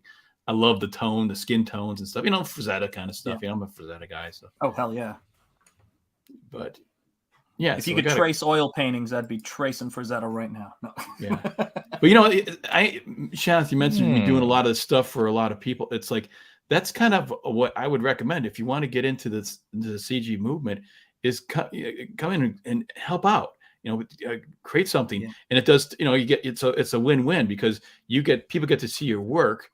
And you're helping to flesh out and make that campaign more interesting and something like that. So it's if you can create I think this print's pretty dang good that I got for Terra, but you only get it if you back the book. So it's helping out. Right. Same time, I'm getting a lot of exposure to people see who are you, what can you do, and I'm showing people what I can do. So it's really people are so ready. It's a great way to go, helping out. If you're thinking about getting into the movement, think of how you can help out. And then you'll end up building the community and building up your audience in that way, I think. Anyways, that's the way I'm approaching it. And I think it's a good, healthy way to go. Because even if I don't do my own book, and I know, Sean, I know you hate when I say that, but if I didn't, I'm still getting the satisfaction of helping these campaigns out, which I really believe in. So it's sorry, Dan, you're breaking up. Yeah, it's guys, Terror is stuck right now at 327. Can we move this? We need it. We need it to move. Vaughn's Haunted Castle says, thanks so much, Dan, for blowing our minds with your Terror. Amen. Everybody saw that, guys. I want that print. I need that print in my life. And 80K is how we get there. So if you've already backed this book, and get that word out. And if you want to back it again, do it so we can get that print, because I want that on my wall, man. I love what Vaughn is doing with that character. I love his sensibility. I love his the way that he's just so passionate about comics. He loves comics, and there's a lot to it. We put ourselves into this stuff. There are easier jobs, as I jokingly said about the Eric July thing. There are easier jobs to do and projects to do if you want to grift. This is not the one for it. You have got to be willing. It's like, just digging ditches when you get into the hard work of it. It's the grind. And we do this stuff because we're passionate about it. You see Cyberfrog, when Ethan tosses a Cyberfrog page, which Ethan, seriously, I love you, man, but holy cow. But when you see Ethan's stuff, you cannot do that if you're not really passionate about it and unbelievably motivated. And so it's when the you guys pages that Ethan rejects that makes Ethan the best. Thank you. Well said. Well said. I got that from a tuna commercial. Michael, can you bring up your campaign? Yeah, bring up your campaign, man. Yeah, where's the Lucent 2? Let's stop him while he's now you're getting a taste of my life. I'm working on an Embrace cover, but that's good. Oh, dude. Love it. Love it. It's I'm looking at these active campaigns: Boots and Heels, Black Terror, Ghost of Matakuma Key, Fiendish, Cordrath, Private American, Wraith of God, CG Vacation, Gem Shack. Kozar's closed, but I think it's closed, but they're coming out with a new character. Al Capone Vampire. It's not exactly CG, but I worked on the cover of that. Truth, Justice, American Way. Of course, the Cyberfrog stuff and Nosfero. I mean, there's so many great Black and White by Art de Bear. Yeah. And Graveyard Shift, Omega Storm, John Malin's. Johnny Phantasm. Happy to talk about your book, Vaughn, by the way. Yeah, dude, listen, you know how we do it here. I play your trailer at the start of every single stream I do. Same with Michael's. I try to get as much stuff out there as I can all the time, and that's what we do here. So let's take a look at Bang. Actually, Vaughn, if you this is tragic. How long has it been live? Closed? It's at $0. I know, no backers. And it's been live for 7 months now. What are we going to do to move this book? I know. just one sale. Go ahead. No, this That isn't live. actually makes me feel nauseous when I saw it. I was preview. like, why haven't I backed it? Well, you can't. You see, unfortunately, there's no perks. So that's really sorry, you can't get anything. Nothing's for sale. If you had that shot glass included, that would have done it. I'm sure. Yeah. One of these days, I'll add a perk, and hopefully you're playing the long game. This is like an honest SJW campaign. You ain't getting shit. You're just gonna part with your money. Making a book, but just give me money. Hey, did you guys read Inglorious Rex yet, or did you get it? I haven't gotten mine yet. But Yancy said she sent it out. So yeah, I got mine. I read it. I really liked it. Arrived pretty quickly. It was very, very. I've good. heard great things. Some of the pages that I saw were actually they've actually look a little European. Influenced. Where's my the scale and everything? I was like, I'm really impressed. So I can't wait to get it. From all accounts I've heard, it's a fantastic book. So it's really good. Yeah, the art is excellent. The story is it's compelling. It's it's got a great premise. I don't know if you know a bunch about it, but these guys kind of like they're not exactly robots. They're giant sized kind of kaiju creatures, but the people sort of ride on their backs, pilot them, and pilot them. Yes, and it's kind of so it's kind of cool because the creature is not really alive, but sort of alive. It's a peculiar thing. So it's a great, I don't know about you guys. I just love Godzilla. I love monsters. I love that movie Pacific Rim. All that monster stuff is just so much fun. And so he's tapping into that. And it's I liked was it Real Steel? I really like Real Steel. Just robots beating the crap out of each other is fun. So. Anyways, speaking of giant monstrous creatures, these ones are made of stone and they appear in one panel in the book. So yeah, sign up for the Lucent. There you go. Guys, there you go. Sign up for the Lucent. And let me say this too as well, is that the pages when I got the Lucent, and I tell Michael this all the time, I'm an artist. And I was shallow in this particular regard. I got it because the book looked great, which I love all the complicated shit you say is going on, Michael. That's fabulous. But I'm kind of like, I kind of Pam Anderson loved this book at first, and I apologize. I think it was the same with Mrs. Ingetta. I saw her and I said to myself, there's a fine looking specimen. Same thing with the Lucent. The artwork on the interior lives up every bit to the covers. And this book is a massive, massive jump. And that's saying something because where you're jumping from was great. And we got a super chat here. Anthony Gonzalez Clark. Well said, Dan. Even though I have no name recognition, willing to do art for free to help out. Check out my Sister Suprema for my work. There you go. Thank you, Anthony Gonzalez Clark. I got to play a cheerleader real quick, and then we're going to get back. Charge! There we go. Thank you for your I need to get me some of those videos. You got to take down the thing, though, before you play it, because you can't quite see the cheerleader all the way. Well, I want him to know that the cheerleader's thinking. What are you trying to see there, Dan? I'm trying to help. Listen, Michael got in trouble for streaming with me. That's why he doesn't come on anymore. I was watching this Linda. You stream at absurd hours. Although I think now with daylight savings, things. Do you remember the Linda thing when you told me? Mel just said, "Were you having fun streaming with Sean?" Watching the slow-mo Linda ad. Mel, I'm sorry. I've got a problem. I'm seeing someone about it. Michael, who's your likes color? Crocodile Dundee. I don't know what she was. I sure do myself. Who's doing the colors on Lucent? Me. I do everything. All right. The man. Yeah, I was like, there's this part that we're looking at here. There's a 10-page intro in the book, which is a kind of a retelling of a part of the Epic of Gilgamesh that ties into my story. And in Gilgamesh, they have, because it's like from Sumerian folklore from 6,000 years ago or something. They have these men who are scorpions. And I was like, that's really cool. I like that, but it doesn't really fit into my story. So I was like, instead of actual scorpion men, how about I just make these massive monolithic stone structures? So that's why they're there. I just think they look cool. Yeah. And yeah, I'm just showing off a little bit of the pages. I haven't really finalized what's going to be up on the campaign, although I do like this page because it's got some of the text from the Whispering teaser trailer that I've done. And I like this stuff. It's a story that's set in different time periods as well. So you get like 5,000 years ago, present day, 2,000 years ago, that sort of stuff. But yeah, nicely drawn, man. Okay, Dude. thank you. Yeah, this is where I think I finally figured out how to draw a little bit.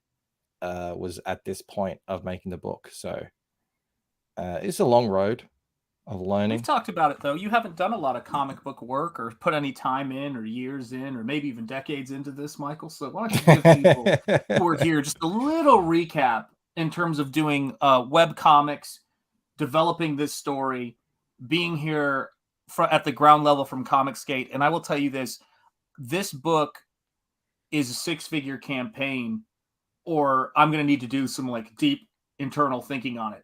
Because this is honestly, no, listen, you are an MVP in Comicsgate. You are consistent, you are hardworking, and you're good. And that is the thing. And I dare I say, let me just change that a little bit. You're excellent. Zoom in on that, dude. That is great in any time period. Yeah, the whole thing, man. That is a great work of comic book art in any era. In bande dessinée, in manga, because I've been reading the Lovecraft manga adaptations.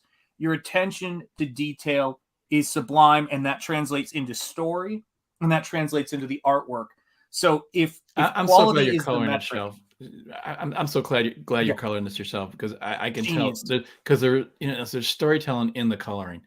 It's how you create your mood and your lighting and all that sort of stuff. This is like, this page is totally creepy, or this image. Sick, man. And awesome. I mean, just the brick and stuff, the subtleties. It's a painterly approach you got going here. You got your cools in the shadows and stuff. It's really neat. Yeah, I wouldn't have been able to do this when I started. I wouldn't have been able to pull this off. I would have known how to do it properly. You're right. A lot of colors. I wouldn't have had the cools in the shadows. Right. That's an amateur colorist will just hit, it's dark, and make it black. And it's like, no, you want it to come alive with color if you can. And that helps even create more mood. So you got it. But you did botch rivet number 73895 on the Eiffel Tower. I did. I'm getting for the eagle-eyed perspective, people. Some of these horizontal things are not. I eyeballed some of them. I've been called out on that. That's okay. Disgraceful. That. Don't be sorry, Michael. Be better. I started this, Dan, as a web comic back in 2015, and it was a case of like, all right, well, I need to do panels. I just started drawing and learn on the job. Every single panel was a new opportunity to learn how to draw something, and every single panel is like, oh, this is the first time I've ever drawn this. How do I do that? How do I want to do, I don't know, give an effect of glass? Like, what's my technique that I want to use? Right. And there's a lot of different ways to do it, all that sort of stuff. Yep. And yeah, so over many years, just as a side hobby, I obviously wasn't able to commit large amounts of time to it every single day. Just kind of learned how to draw. I wasn't very good with the colors, and so I put that out for, I think, about 4 years. I had that out going regularly and built up a pretty decent crowd of people. Like 20,000 people were subscribed to it. And then CG started to become a thing, and I was right there, like, because I was on YouTube, watching all this stuff go down with feminists and intersectionalists and everything. So when I heard, there's something going on in comics too, and I was making a web comic, I thought, oh, cool, I'll check that out. And yeah, just was hooked in from straight away. This was like with your boy Zach and Ethan. Right. Yeah. I mean, I've been following it for long. I've followed it from the start too. I think I may have mentioned we had this private Facebook group that was kind of full of conservative guys who all had the same horrible experiences. And Ethan came he was invited into the group, and he had just had his falling out with DC. and everyone was really sympathetic to him and going, "Oh my gosh, what are you going to do?" Because he was like, "I don't know what I'm going to do." He was, he was really frightened and he was scared, and Yeah. it was awful. So I mean, I kind of got that inside sort of view to it, and it was to see that they tried to destroy this man, and he like the phoenix, he came out, rose out of the ashes into something very successful. It's just Yeah, the greatest thing. when people look at it now, they see the big numbers, like, oh, he's made 5 million. That's on Indiegogo alone, all that sort of stuff. And your boy Zach made all this money, and John, and now Shane, and people kind of assume it was always a foregone conclusion. But Oh no, this not at all. really did, like, crowdfunding was the furthest thing from a sure thing. Well, I think Ethan was at the thinking time. maybe he'll do 20,000 on this book or Yeah, something. 30,000 was Yeah. what he'd asked for from the publisher that he went to.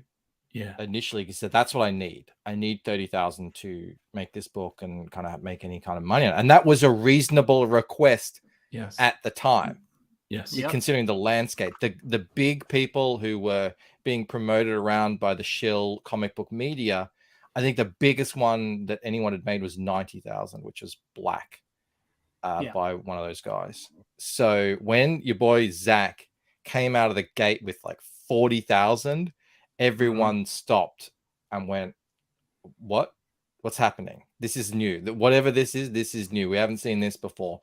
And then, Ethan followed him, and it just, it all went crazy. Well, it just goes that's to when show that's when I was like, oh, I would like to pursue this as a potential career. That looks really cool. And that's when I started going, okay, now I have to actually learn what I'm doing properly. Like, let's learn how to color properly. Let's learn how to build an audience and all that sort of stuff. Yeah, well, what these guys uncovered was just complete the anger that the fans have been built up for years now of not having a voice.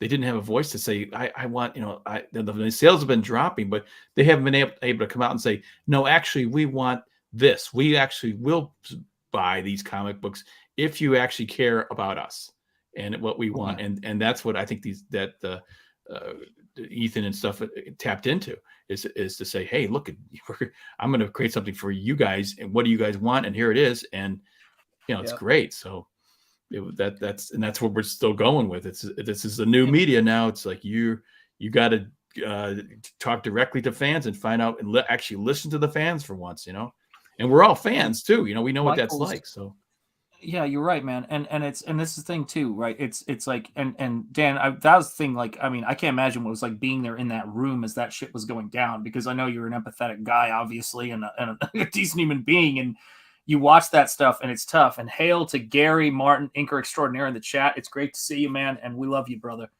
But the thing with Michael's stuff was that what makes the Lucent so amazing to me is not just that it's a big hit, and I am. Listen, we take nothing for granted, but I am expecting big things, man. And I want to see it get big. And by the way, here's the thing, guys. Vaughn is in the chat. He wants the link, and I was just about to talk about that. But hold that thought for 1 second, Vaughn. I'm going to send you the link. Hey, Shantz, you know Gary Martin? Of course, yeah. Okay, yes, he's in chat right now. Yeah, he's a genius. Yeah. My God, are you kidding? Yeah, He wrote the book on Inky. But let me say this too, though, about what Mike's doing, because this is big, is that what you do flies in the face of the narrow narrative they have for CG and what CG books are like. That book is a massive, rich story with all of this incredible layering to it and everything. And it is, as a book, it is one of the best reviewed and one of the deepest and richest, books in terms of lore that we've got. And so everybody, if you haven't signed up for it, I was also going to say, Terror in the Trenches, guys, I have a playlist of early Comics Gate streams from Ethan that I put together that I watch whenever I need to get myself inspired and fired up, talking about the launch of Cyberfrog, talking about all that stuff. If we get that Terror in the Trenches campaign another backer, I will make that watch list. It's private for whatever reason on my channel. I will make that public for you guys to watch and share with your friends. So let me say, wait, Vaughn doesn't have a wrench and Gary doesn't have a wrench? Hold on a second. That's an oversight. What the hell? Hang on a second here. That's ridiculous. Let me get You where's failed them.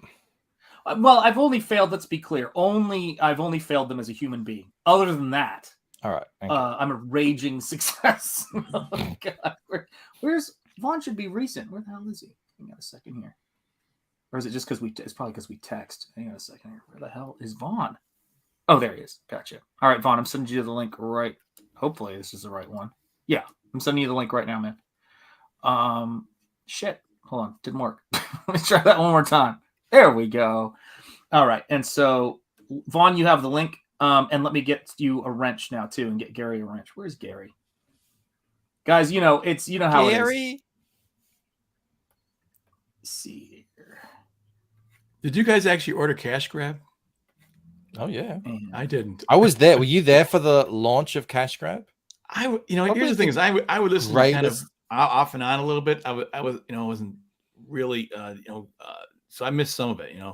Like now, I never Greatest miss any launch shows, of a but- comic book ever, maybe apart from Blood Honey. What kind of launch? Oh, did you yeah. say?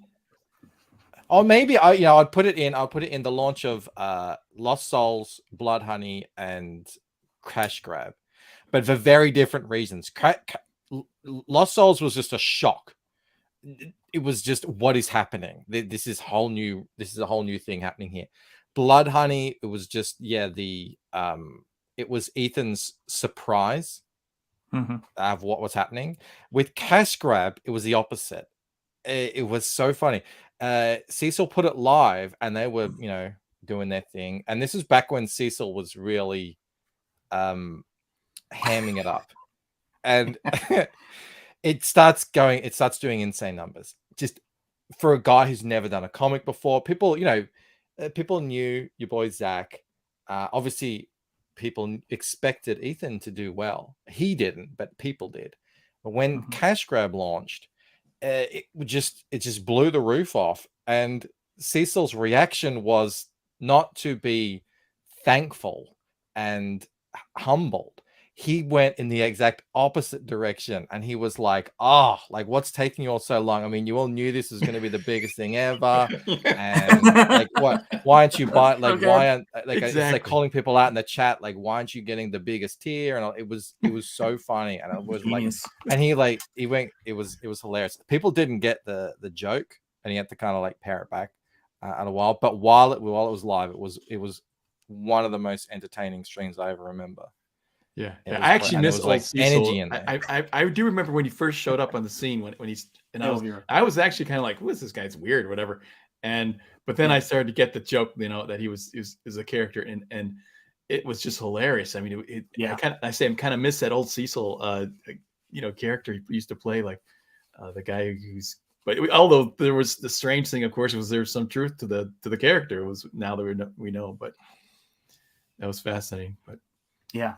Oh my gosh, man. I mean, that was a thing too. My other favorite joke of CG, of course, was all the time Cecil would say, Cash Grab is closing tonight, every night for about 2.5 years, I think it was. And this is the thing about it. You look at the stuff we do to entertain, and you look at these in jokes. You go back to those early streams, and I remember, the burning of the soy pants. I remember, ASMR Ethan. And, going to the toy stores. And I look back on that stuff with such fond memories. But the fact that we're still, in comic terms, in pop culture terms, that we're still making all this noise and still entertaining people. And, Comicsgate is, the gift that keeps on giving for as long as we continue to work and do all these streams. I mean, that's really what it comes down to. And I think it's just the beginning. I think it's beginning. It's just because it's simply a superior business model. It's all it is.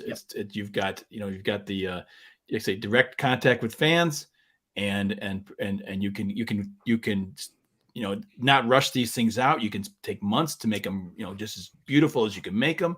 I mean, that's a recipe for a great comic book. Welcome, Vaughn. Make some noise, punk rock friends in comics. How you doing? What's up, brother? Happy Halloween. We were trying to do a Vaughn impression earlier. What your best? Yeah. Do your best Vaughn impression. Yeah. Who did the best? Who did Me. the best? Yeah. Well, he's impression? Bancroft was the only one who attempted it, and he did a good job. So we didn't even try. Okay, Benny. All right, Benny. Let's see you lay down your dingo lingo and do an impression of Bond. Then let's hear this. Let's hear this. Nah, that's not gonna happen for me, man. I can't get that far with him, man. All I can do is Rob's imitation of saying Michael, which is Michael. That's my favorite.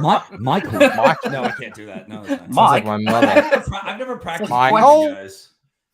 Well, that's flattering though. That there's like Von voice contests floating around. That's cool. That's right, man. You have to go really low. You Get really gravelly. Yeah. I just love these like Black comics. Terror. I would imagine Black And then- Terror sounds exactly like Vaughn, man. Dude. Yeah, Right that's on. true. I would love to voice him, Yeah. in the darkness. It will Yeah. happen. Bring back that. Maybe get Kevin Conroy to be like a villain. And do his like Batman versus my terror. Just Sweet. two gravelly bastards for hours. Anyway, how you guys doing? Excellent. Great, brother. Very good. Yeah, I just heard you Well, talk that I drop Rob? in. Yeah, Add man. Thanks to your chat. Yeah, Crazy we times. gotta get this thing to 80K somehow, man. Gotta get that print Yeah. made. Oh, I'd love. Oh God, we're gonna make it happen, Dan. I know we're gonna make it happen. I've got a lot of new terror updates to show now that Eric turned in a bunch of letters that look fantastic. Awesome. I mean, just reading the pages when they're finally completed is a whole experience, as you guys know, and it's giving me chills. I'm getting excited again for this book all over, getting to have the full experience. So I'm gonna definitely give you guys some some sneak reader copies so we can get some feedback if you're down, if you're cool. Oh, sure. Oh, Absolutely. dude, I'd love it. Are you kidding? All right. Love that All stuff. right. You'll be getting those soon. So Terra is going to be going. I mean, I'll be, we'll be finishing up the book soon and going to print. And it's so weird because like Carlo Rowe suddenly comes out of nowhere. I too, know. with Deathsworn. Really? You guys talk about that already, or No. What's going on with No, that? we haven't so mentioned that. Carlo Rowe and okay, Shanth, before you came along in CG, kind of a guy I was who there. coming up during. Oh, before you. Yeah, I guess. pumping Yeah, out. you're right. Before you were pumping out your book. Yeah. Carlo Rowe was making Deathsworn, and he was kind of coming up along with me and Narwhal and Clint and Eric and all them. And he disappears mysteriously. He's someone who is my friend who I talk to all the time, won't respond to me, right? I'm like, this is the biggest heartbreak in CG. This is like my heart. I'm disappointed. I'm heartbroken. What happened to the guy? Is he okay? Is he alive? You know? You know, And Sean, he pops up. Vaughn, he would like my Instagram post all the time. He was always the guy, or a Twitter post. Yeah. Anything I ever put up, he was always there liking it, like nobody else was. And all of a sudden, he just dropped off the planet. And didn't tell me why. And I'm like, me. We were like coming up together. So yeah, that's interesting to see. I hope he gets it out. Yeah, that'd People be great. deserve that book. Yeah, well, he was a young man, I wasn't mean, he? Too? it really sounds like it's happening. Yeah, he's like what 22, Yeah. 23, and That's- he's that's super where you gifted, realize. Think super about talented. when you're 22. We weren't exactly super stable then. I wasn't, So I still am not, but still. yeah, I guess you could say that too for me. He made like 35,000 on that book. I was like, if I was 20 years old and got friggin' I thought he made $30,000. I thought he made 65,000. Oh, really? Well, Yeah. Either way, anything over Well, 10,000, just sort of deposit into my bank account. I would have been freaking the hell out. something happened with him, and I have a feeling he's going to tell us. I hope. Yeah. Yeah. Yeah, because I backed it twice, 3 times. I don't know. Hope I think I backed it twice. What creeps me out was, about it, guys? Oh, Beautiful book. Yeah. What was crazy about it was I'm talking to a guy every day. He's my friend, and then all of a sudden I'm not. And what was weird was I saw the finished book a long time ago. So something happened that's kept him, now he's talking about going to print. This is awesome. So it creeped me out because I'm like, did you die? Did he get, what, did the money go into some weird thing? Did he get a chick pregnant? Like, what is going on?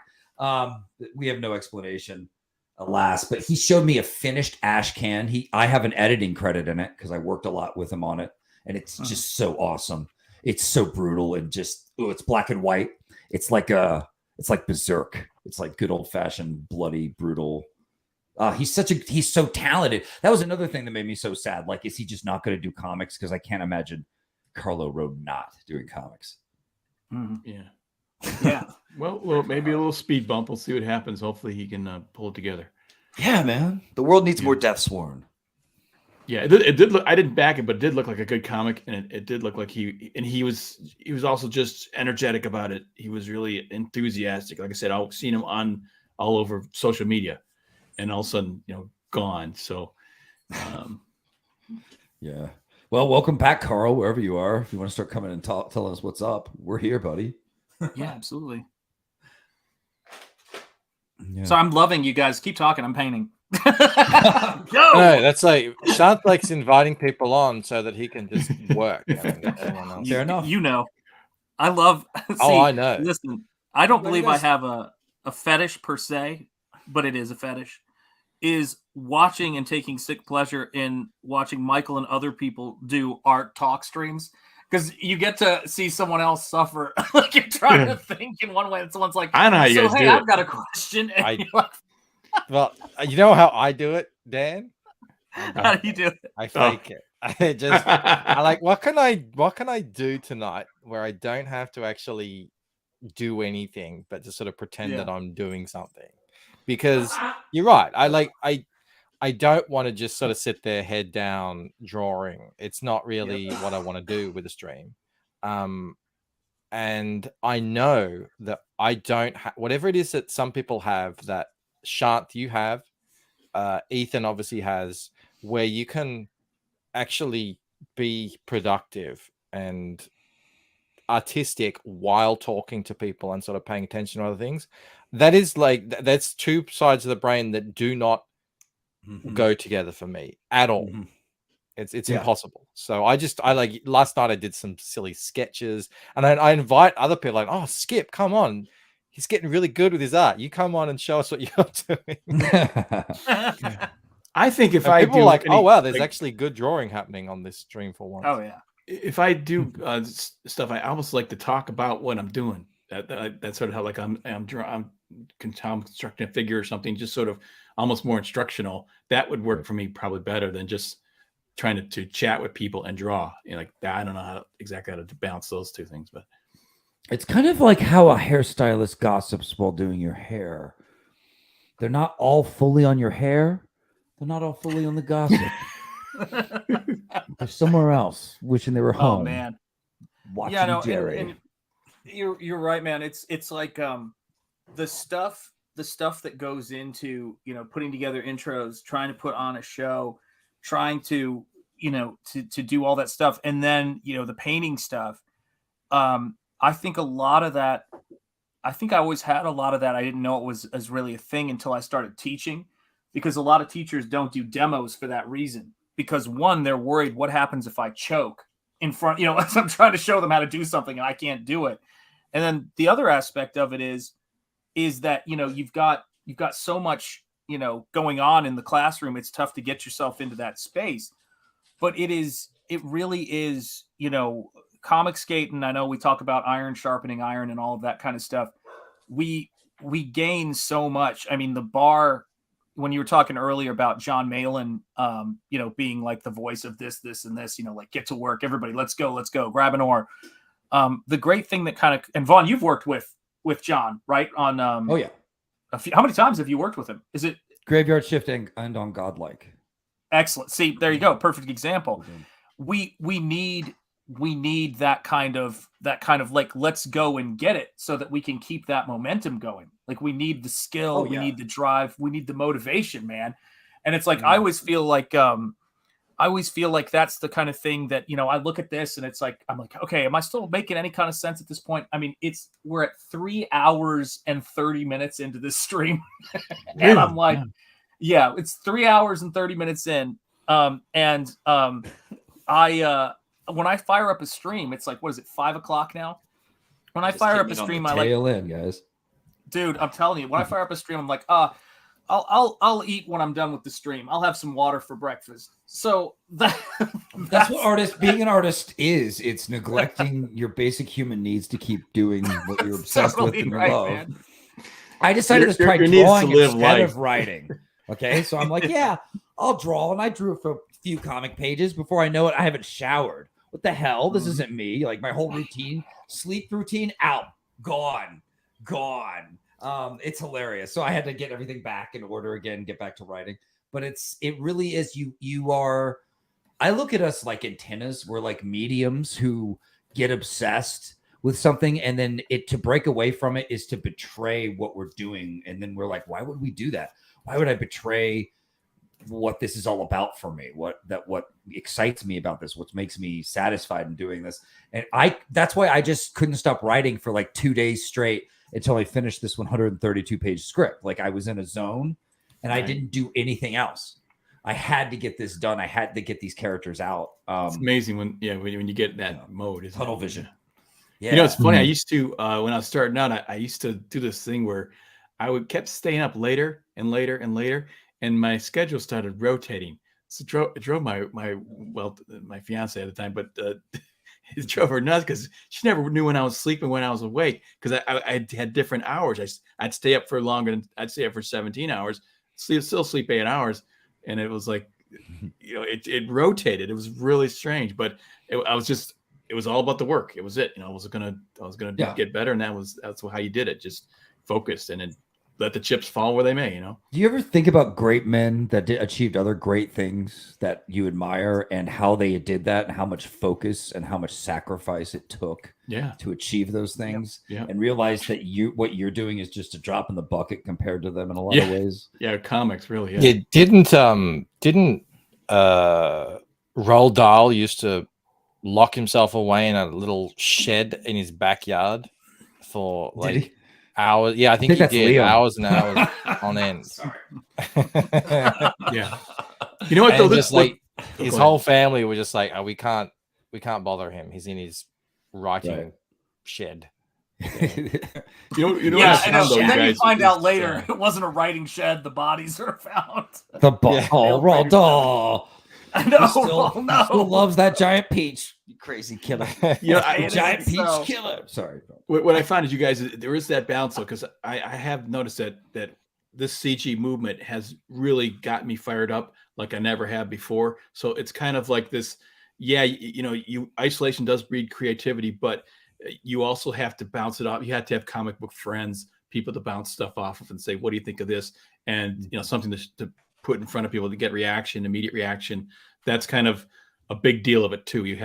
Total isolation is not good. I think you have to have there's guys as well who have isolated themselves to get their book done. There's a guy right now called Mad Ruth who's put out a book called Soltac, which is a really cool looking book. It's a sci-fi thing. And he's like, like not many people are backing it. And he's like, I guess he completely neglected the whole people have to know that I exist thing. Right. And just focused 100% on the creation thing, which I did as well for many, many years. I had this thing. I had the same thought that, if you just make something really cool, people will just gravitate towards it, magically. Yeah. Is that related to why they may want to, but they don't know how? That's the thing. Well, they don't know about it. Yeah, exactly. They don't know about it. So it's not that they don't. Why John made that post about needing to stream and everybody needs to be building their channel and everything like that? Was that tied to that? I don't know. Possibly because he's been doing a few more of those Comicsgate Present things, and gotcha. He always sees where people are making mistakes. Because it's a fascinating thing, because that is probably the thing that is the most misunderstood outside of the actual work that goes into the comics is the YouTube stuff. It's crazy, but when you came on, I was saying how much long you've been doing stuff on YouTube. What was that process like for you? Because I've always heard your comic book start when we talk, but in terms of YouTube streaming, what was that like when you started that?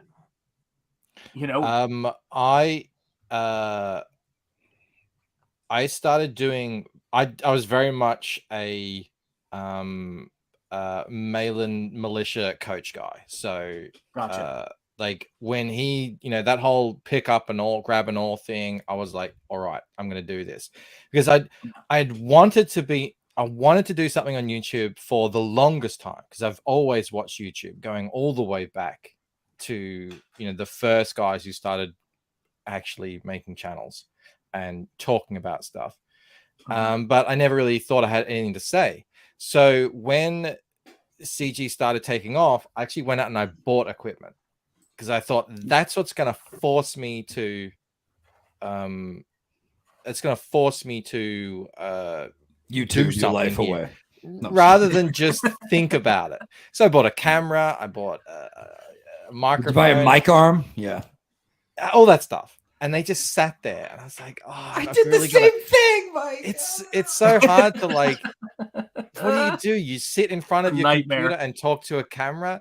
I tried, it didn't work. 100% fact. If I made daily YouTube videos, I would have more money on my campaign right now. That's a fact. Yeah, yeah. I would. Even if my audience wasn't that big, it would still be a little more money, or And I'm going to do it. I want to. I've talked to myself enough. I might as well just record it at this point. Yeah, get it out. Yeah, so that's true. Actually, yeah. Mel became pregnant with Clark, so now it became my. You said job that to... absolving yourself, Michael, of your responsibility. She went into town. She picked up some groceries, and then she got pregnant with Clark. What the hell, man? Clark. That was very passive language. Justice for Mel. Mel was unable to drop Victoria off at school, and Victoria goes to a special French school, so it's a 40-minute trip there and back. So I thought, stop procrastinating. This is completely kind of empty time that you've lost out of your day. Make something useful out of it. Pull your finger out and start doing YouTube videos. So that's what I did. I stuck my phone to the dashboard of my car, and I just started talking about what was happening in Comicsgate. And those videos are still there, but it was like, and they were awful, and I was sweating while I was doing it because I was so self-conscious, and I put them up, and I started actually got like, I don't know, 200 300 subs from it. So I thought, oh, this could actually become a thing. Eventually, fast forward, I launched the book. And then I thought I launched it on Graded 0.5, which was actually a pretty big show at that time. And it did really well. And then that show ended, and I was like, oh, what do I do now? So I thought, oh, I've got a channel. I think it had 300 or so, 300 or 400 subs on at the time. Why don't I start a stream? So that's what I did. I just turned on a stream, and I literally sat there and said, I'm streaming now. Hi. And I didn't think there was anyone watching. Hi. Like that. Those are the better days when you start, as opposed to when two people are watching and then they both leave. Yeah. You're like, oh, shit. Yeah, at least they started with both 0 your grandmas. and 2 people turned up. Oh yeah. And and then I streamed every day for about, like, from that moment on, I streamed every day for about 6 months and built the channel up to, I don't know, whatever, some point. But eventually at some point, it was actually another Aussie creator approached me and said, hey, can I promote my book on your stream? And I was like, I mean, if you want to, sure. I don't know if anyone's going to be there, and then it all sort of took off from there. Yeah, man. Were you on? You said you were on camera, or you had an avatar when you did these streams? I was on camera. I had already decided, and this is purely from watching YouTube for, I mean, probably since 2010, 2011. I'd been watching YouTube every day. I'd noticed that people who'd started off with an avatar and then come on camera later on, there's always a disconnect. It's always like, oh, I didn't think you looked like that. And then they lost audience. So I thought, no, I'm going to come out, put my, and plus I think it's my soul. It's like, just watch it go down to nothing. Like, that's so depressing. Like, oh, I was just like, because when you're starting out, you're grasping for anyone to watch. God. Like, literally anyone. And actually, some of the guys who turned up in that very first stream, all this stuff is still on my channel, by the way. Some of those guys are still there in my chat today. guys like Devilfish. Mo Biggs has been there almost since the very beginning. Blue Samurai Zero still comes around every now and then. Smiling Bandito. Yeah. It's but you know, and now you know, and you just learn, you just pick up things, and people give you advice. People gave me advice to go back to the short videos, and I was just like, I hear you, I believe you, it's true, it'll grow your channel a lot quicker, but I just don't know how I'm gonna find the time to do it. And even now I kind of struggle with it because yeah, it's time consuming. Yep. Yeah, Mostly you're not it's- getting it's- paid for that. So. Finding the right format, so for me, would make me a YouTuber, right? So if I could just film it within 5 minutes and just say some things, and the graphics are, the editing's already almost built in and done, then then I can go. But I'm still trying to find that. I'm trying to make the way to do it, OBS. the way to do it, Von, that I found is I just do it like it's a stream, because that's what always stopped me from doing these videos, is because I always felt fine to a stream because I could feel like I'm actually talking to someone in the chat. There wasn't this weird self-conscious, oh, I'm just sitting here in my room talking to the camera thing. Right. You have to that's what stops my brain. Of your audience. You're talking to your audience, your friends, your people. Yeah. Exactly. That's what stopped me. That's what was I'll be talking, and then I'll just get there'll be a moment of self-consciousness, and my brain will click off, and I'll just sit there and go, And I never do that on stream because I know I'm talking to someone. Right. So what I did is I load up a stream, but instead of streaming, there's an option where you can hit record only. So I do that. I'm in my StreamYard environment. It's what I'm comfortable with. It's what I do every day. I can have tabs open. I can flick in and out of them, and you just hit record. And my mentality, my mindset is I'm streaming to the chat when I'm doing it, and so I feel like I have the same cadence and whatever, and that's how I do it. Sorry, but before I realized I could do that, I couldn't see myself doing it. Like, oh, I'm going to open up QuickTime movie record, and then I'm going to go and edit it and all this. Like, that takes time. Now, sometimes I do screw up. Sometimes I lose my train of thought, or I really make a big mistake or something, and I'm thinking, oh crap, I am going to have to go and edit this. But it's usually a pretty quick. That's a quick edit. Yeah, that's like one edit. Yeah. Exactly. Not a daily thing. That's cool. It's not like I'm not spending like an hour editing. What you described is what I've set up. I'll send you a screenshot sometime and show you what I did. Yeah. You know, I'm encouraged by what you guys are saying, because I have done it. I've set up the camera. I've tried to speak and deliver some sort of message, and it sounds god awful. It's just so I did that the other day. I just sit there. I did that the other day.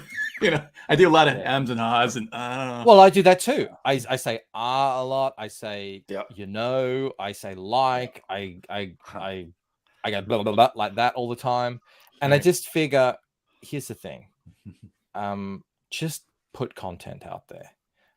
You'll get better at it. And I'm not trying to be a famous YouTuber. I'm trying to grow a channel so that I can sell my book and other people's books. That's what I'm doing. I'm not trying to be a presenter, a radio voice, or anything like that. I'm not looking for 1 million subs.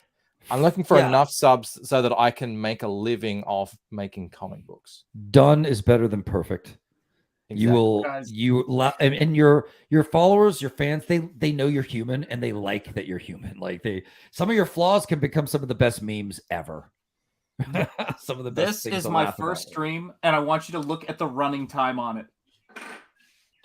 18 minutes. 18 minutes, guys. You're like, oh, this is too much. Can we hear it? Oh, sure. I'll play it for you. Yeah, I can't even bear it. Oh, wow. It's probably awful. Oh, God. Help us all. Let's see what he opens with.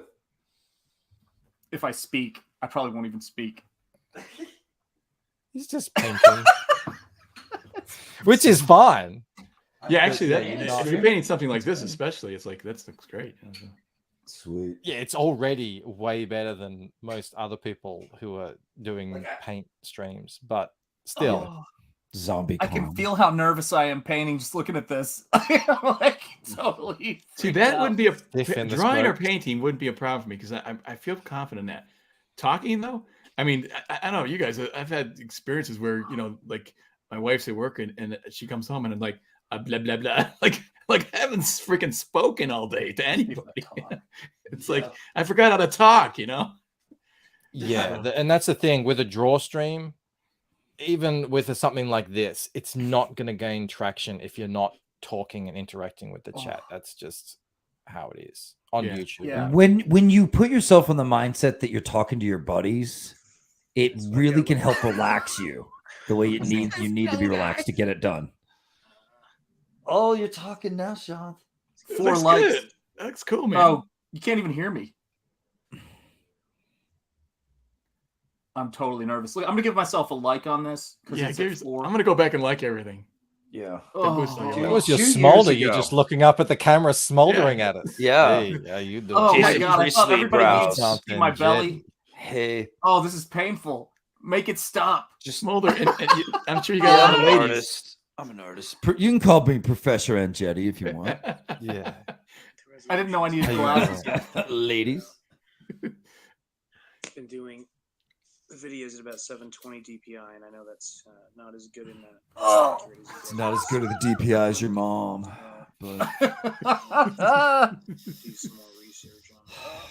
But here's deep the thing. penetration index. That's Go what that watch. means on your mom. Like there's people who started like this who actually did want to be big time YouTubers. Like even Mr. Beast has videos like this on But his for now, channel. you can kind of see how I'm building up the layers you know, and using the. so- My attitude is let white yourself gel suck pen and not give a damn. some highlights. That's my exactly. Once I learned that, it was kind of off to the races.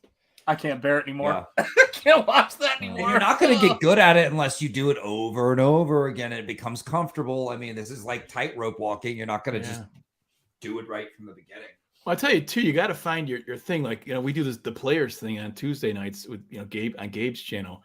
And it's like, it's at that point where I just like can hardly wait for that show because like tomorrow we're going to talk JC Linedecker and NARWHAL.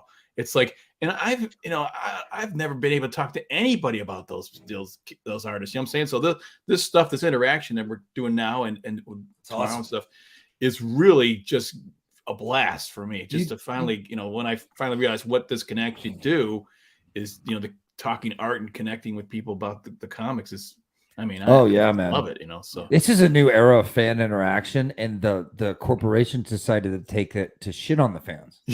And the artists who keep it real are taking it to embrace the fans and have interact with them, have fun, engage them in new ways. Yeah, I mean, I have to say, it's a that. lot of people complain. I'm just like, oh, thank you. This is the greatest gift you could possibly imagine. They're shitting on the fans. They also won't let their artists be popular anymore. They're suppressing them. It's like this is like they're destroying their entire companies right before our eyes. And it's like this is the best time to do independent comics because there's no good comics out there. After when they're done with it, it's going to be scorched earth. Amen. Hell yeah, man.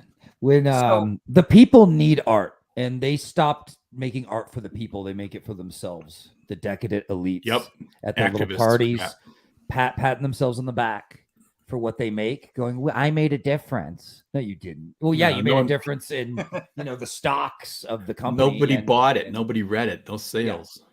Exactly. So the people that did buy it backed and boarded it. And someone to keep their finger on the pulse of the people. Like someone has to. Yeah. Or else we're gonna go nuts. Yeah. Because if our work sucks, they can just come here and say your work sucks. Oh no, I see it. Perfect. Okay, let me preface this. Michael wants me to share his screen, and I'm having a similar vibe to when Camel showed us the airplane photo already, and I haven't even when he was waiting to get off the plane full of kids. This is Michael. Can we start sharing more of this stuff on our channels? Yeah. Because I think we've talked about the dawn of comics. Can we talk about the just get your ass in the water, in the pool? It's going to suck. Yeah, just jump aspect in. of YouTubing. God bless you. Let's have it. I don't. Your photo and shots. It looks like a terrorist thing. Like you've been counting Oh for my terrorists. god! This is We the need to put face- both their photos next to each other, man. This is the face of someone who's about to do a live stream for the first time. Look, there's no one in the chat. Hold on a sec. Oh my god! And I thought my book "Terror in the Trenches" was terrifying. Well, this is the first stream I've ever done. I have no idea what I'm doing. What is that? I'm hearing things in my ear. Oh, that was me. I don't know if anyone is going to show up. I'm just going to start streaming. In case you're watching this later, I have just 3. There you go. I don't know when brave. someone started turning up. Probably like 10 minutes in or something. I was just talking to myself, and it went for 7.5 hours. I just decided I'm not going to do any live streaming. 7.5 hours. Yeah, dude, you broke. I like just that. You screamed broke yourself in just hard. You were like in it to win it. You Wait, just wait, grinded. that first. Wait, I missed it. Did you say just that first stream you did for 7 hours? 7.5. 7.5 hours. Wow. Yeah. I would run out of 3 minutes. I'd be like, that's all I got. Well, gotta take it. Gotta take a nap. Gotta go. I gotta work on more material, folks. Have you guys ever watched that movie Pump Up the Volume? Yes. Christian Slater. Talk hard. If you haven't watched that movie, it's like somewhat early 90s, late 80s film. And he's this shy, doesn't talk to anyone, high school nerd. Scared of his own shadow type looking guy. But at home, the glasses come off and he runs this little pirate radio wave that some of the local kids listen to, where he just says whatever the hell he wants and goes crazy and pranks people. People call in and he has weird conversations with people. And anyway, I totally watched that thinking about, like, he had to start somewhere. He started with, he didn't have YouTube. He had radio waves in the 80s, which is like nothing. You know what I mean? It's like nothing.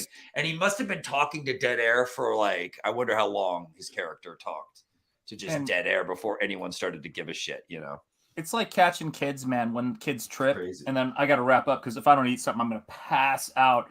Or if I pass it on stream, send some super chats if you see me fall over, to pay for the funeral. But an event. This is the thing I got to say about it, man. It's like when you see people catching their kids and not letting them fall down a lot when they're little. That's the best distance to fall from when you're 1 or 2 that it's ever going to get. When you learn how to fall when you're 5 or 6, ask anybody who learns how to ride a bike way later in life. The fall on a bike does not get easier. The taller you get, the bigger the bike gets. And so when you just imagine Biden falling right now on that bike. Oh my God, I don't have to imagine, right? None of us do. It's terrifying. But this is the thing, right? With all of us is that you just have to fire up the camera. And I think that's why I tell people, if you look at all these streamers, if you look at all of us now, we've done you the favor in many cases of leaving up our first streams. Watch those. See where we started. See how terrified we are. It does not get easier. You're sweating. You suddenly are like, my mouth, I can't breathe. Yeah. Right. You don't have a good mic.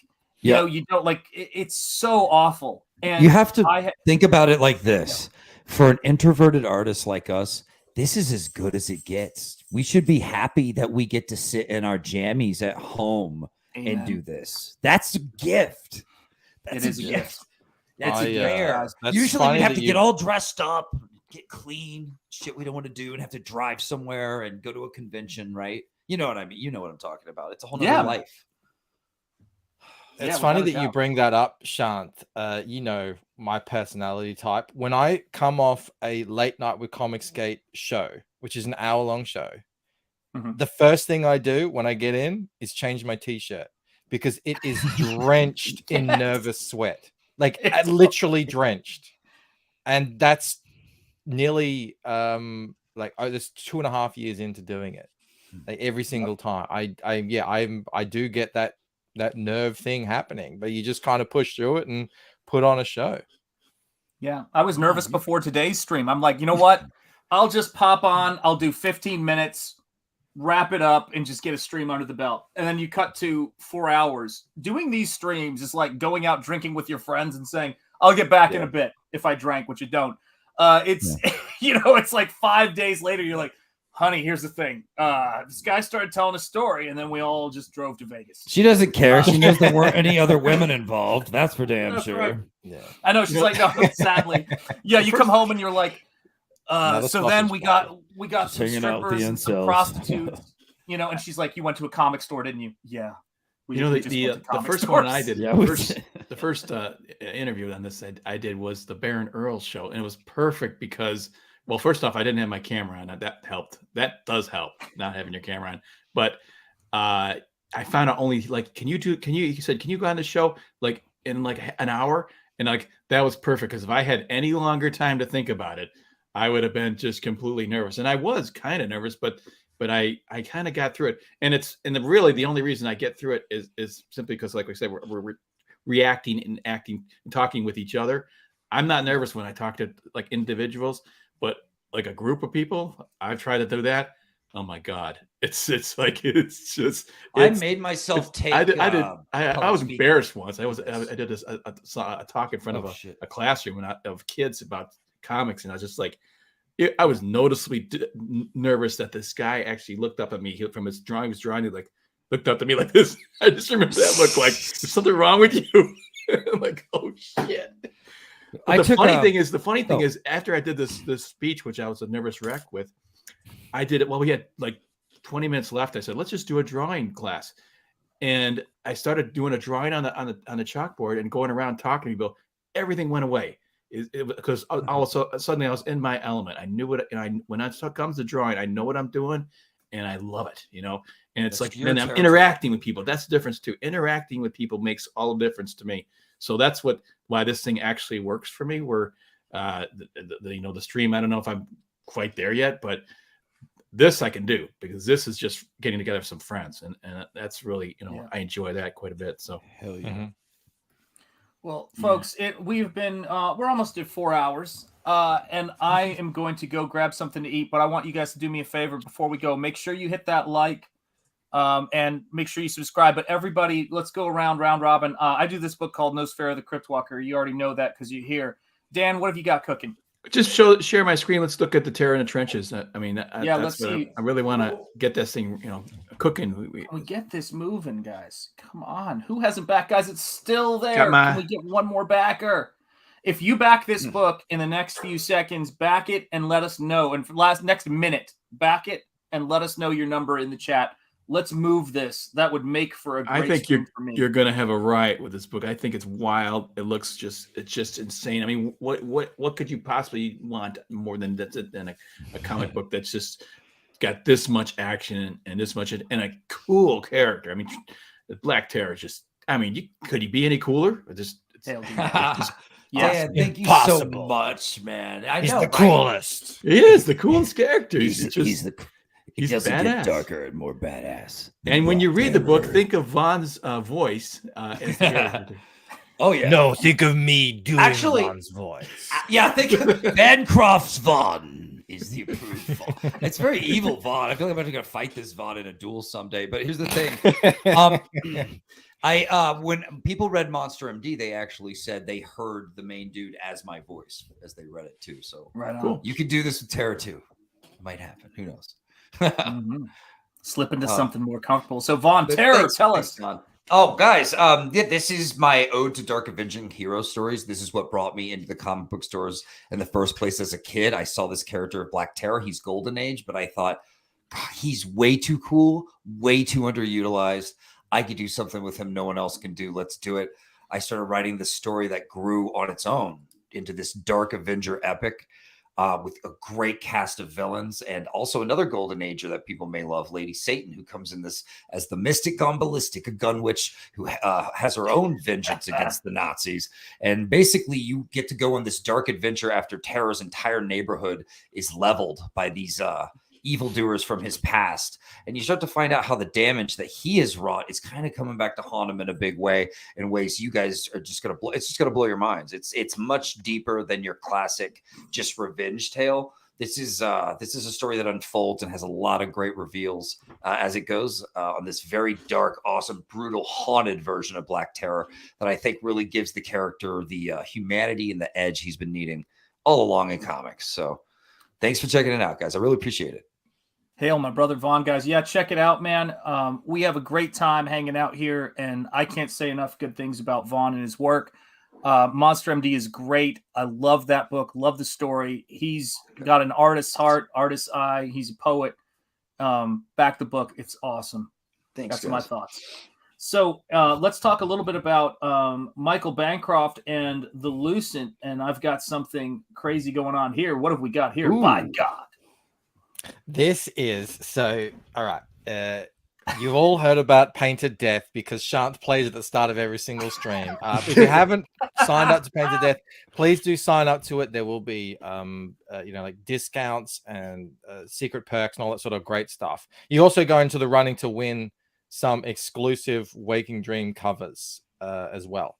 But also, and this is the coolest thing that is happening to me now with the YouTube channel, is I've grown it to the point where I can actually pay one of the best artists working in indie comics right now, the great Rod Looper, to draw me an action one shot of my characters. And he's really getting into this. Like he's not just an artist who's like, oh yeah, give me some money, I'll draw some pages. Like, he's so into it. He's giving me all kinds of feedback and he's bouncing ideas off things. And I send him the script, and I try to keep it as sort of loose as possible because I want to see what he does. And every single time he just knocks it out of the park. Wow. So I am I've got a main book going. That's my book. I'm doing it in my spare time. So I do it before I get before I go to work. I do it after I finish work and long into the night. I'm usually drawing till like 11, sometimes midnight, and then get up at like 5, 6 a.m. the next morning to do it. So I have limited time to work on my book. So not only is the actual story a kind of a slow burn, but I just take a long time doing it. That's my circumstance. So my plan is I'm going to get out these one shots in the middle of my main campaigns. And this is going to be the first one. It's called Fractured Mind. It's an action kick-ass story, but it's also, of course, it's a Lucent, so it's a mind-bending thing. It's about like this is all happening inside a dream, and who's the real enemy, and all this. It's going to be so cool. And Rod is just absolutely crushing it. I can't show you the whole page because these are the pages that I share to the members of my channel. That's their reward that they get. They get the full preview of these things. And I mean, Rod is just, he's doing things that I would never have even thought to do, and he's absolutely crushing it. So if you awesome. Like if you want to like support this sort of stuff, I know a lot of you are, so I'm just like saying, like, you become a member on my channel, and it's literally helping to create this stuff that I wouldn't be able to do otherwise. I wouldn't have been able to do it. Yeah, I'm a channel member also. Yeah, and I will tell you this: it's not the first time I've been called a member.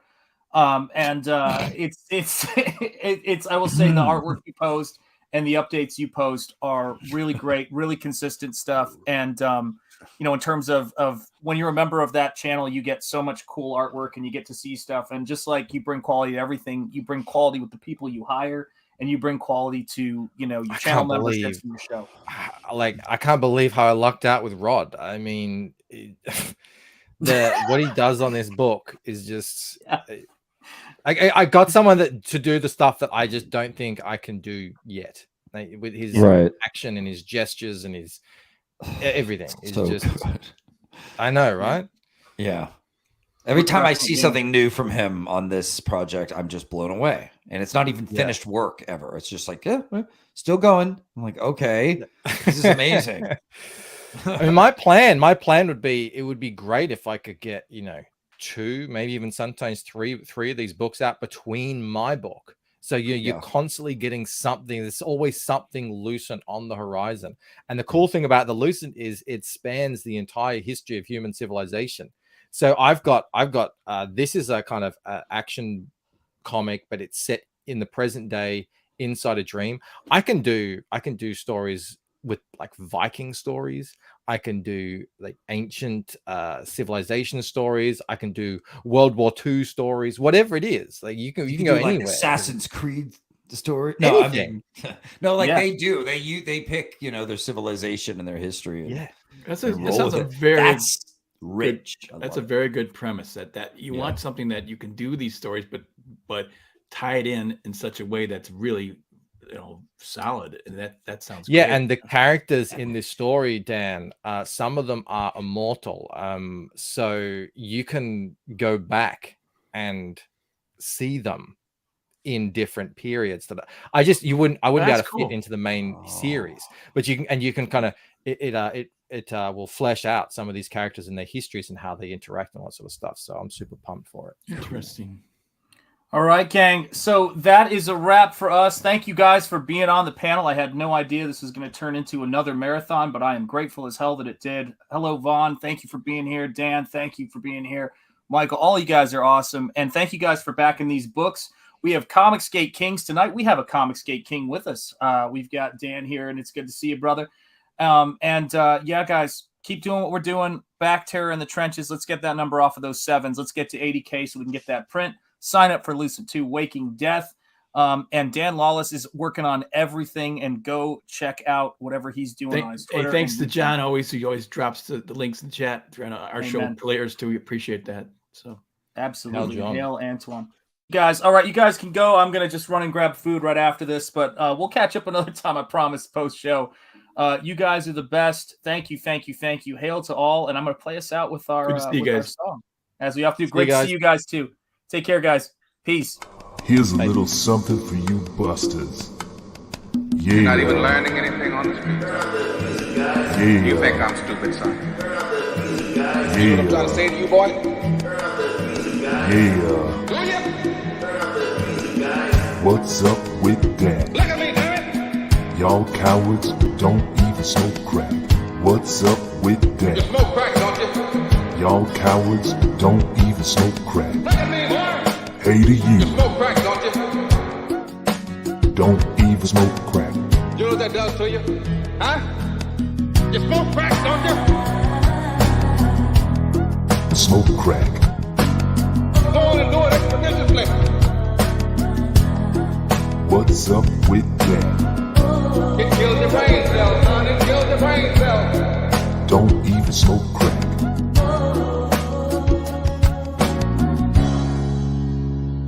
No gut, huh? I apologize. I forgot you were there. You may go now.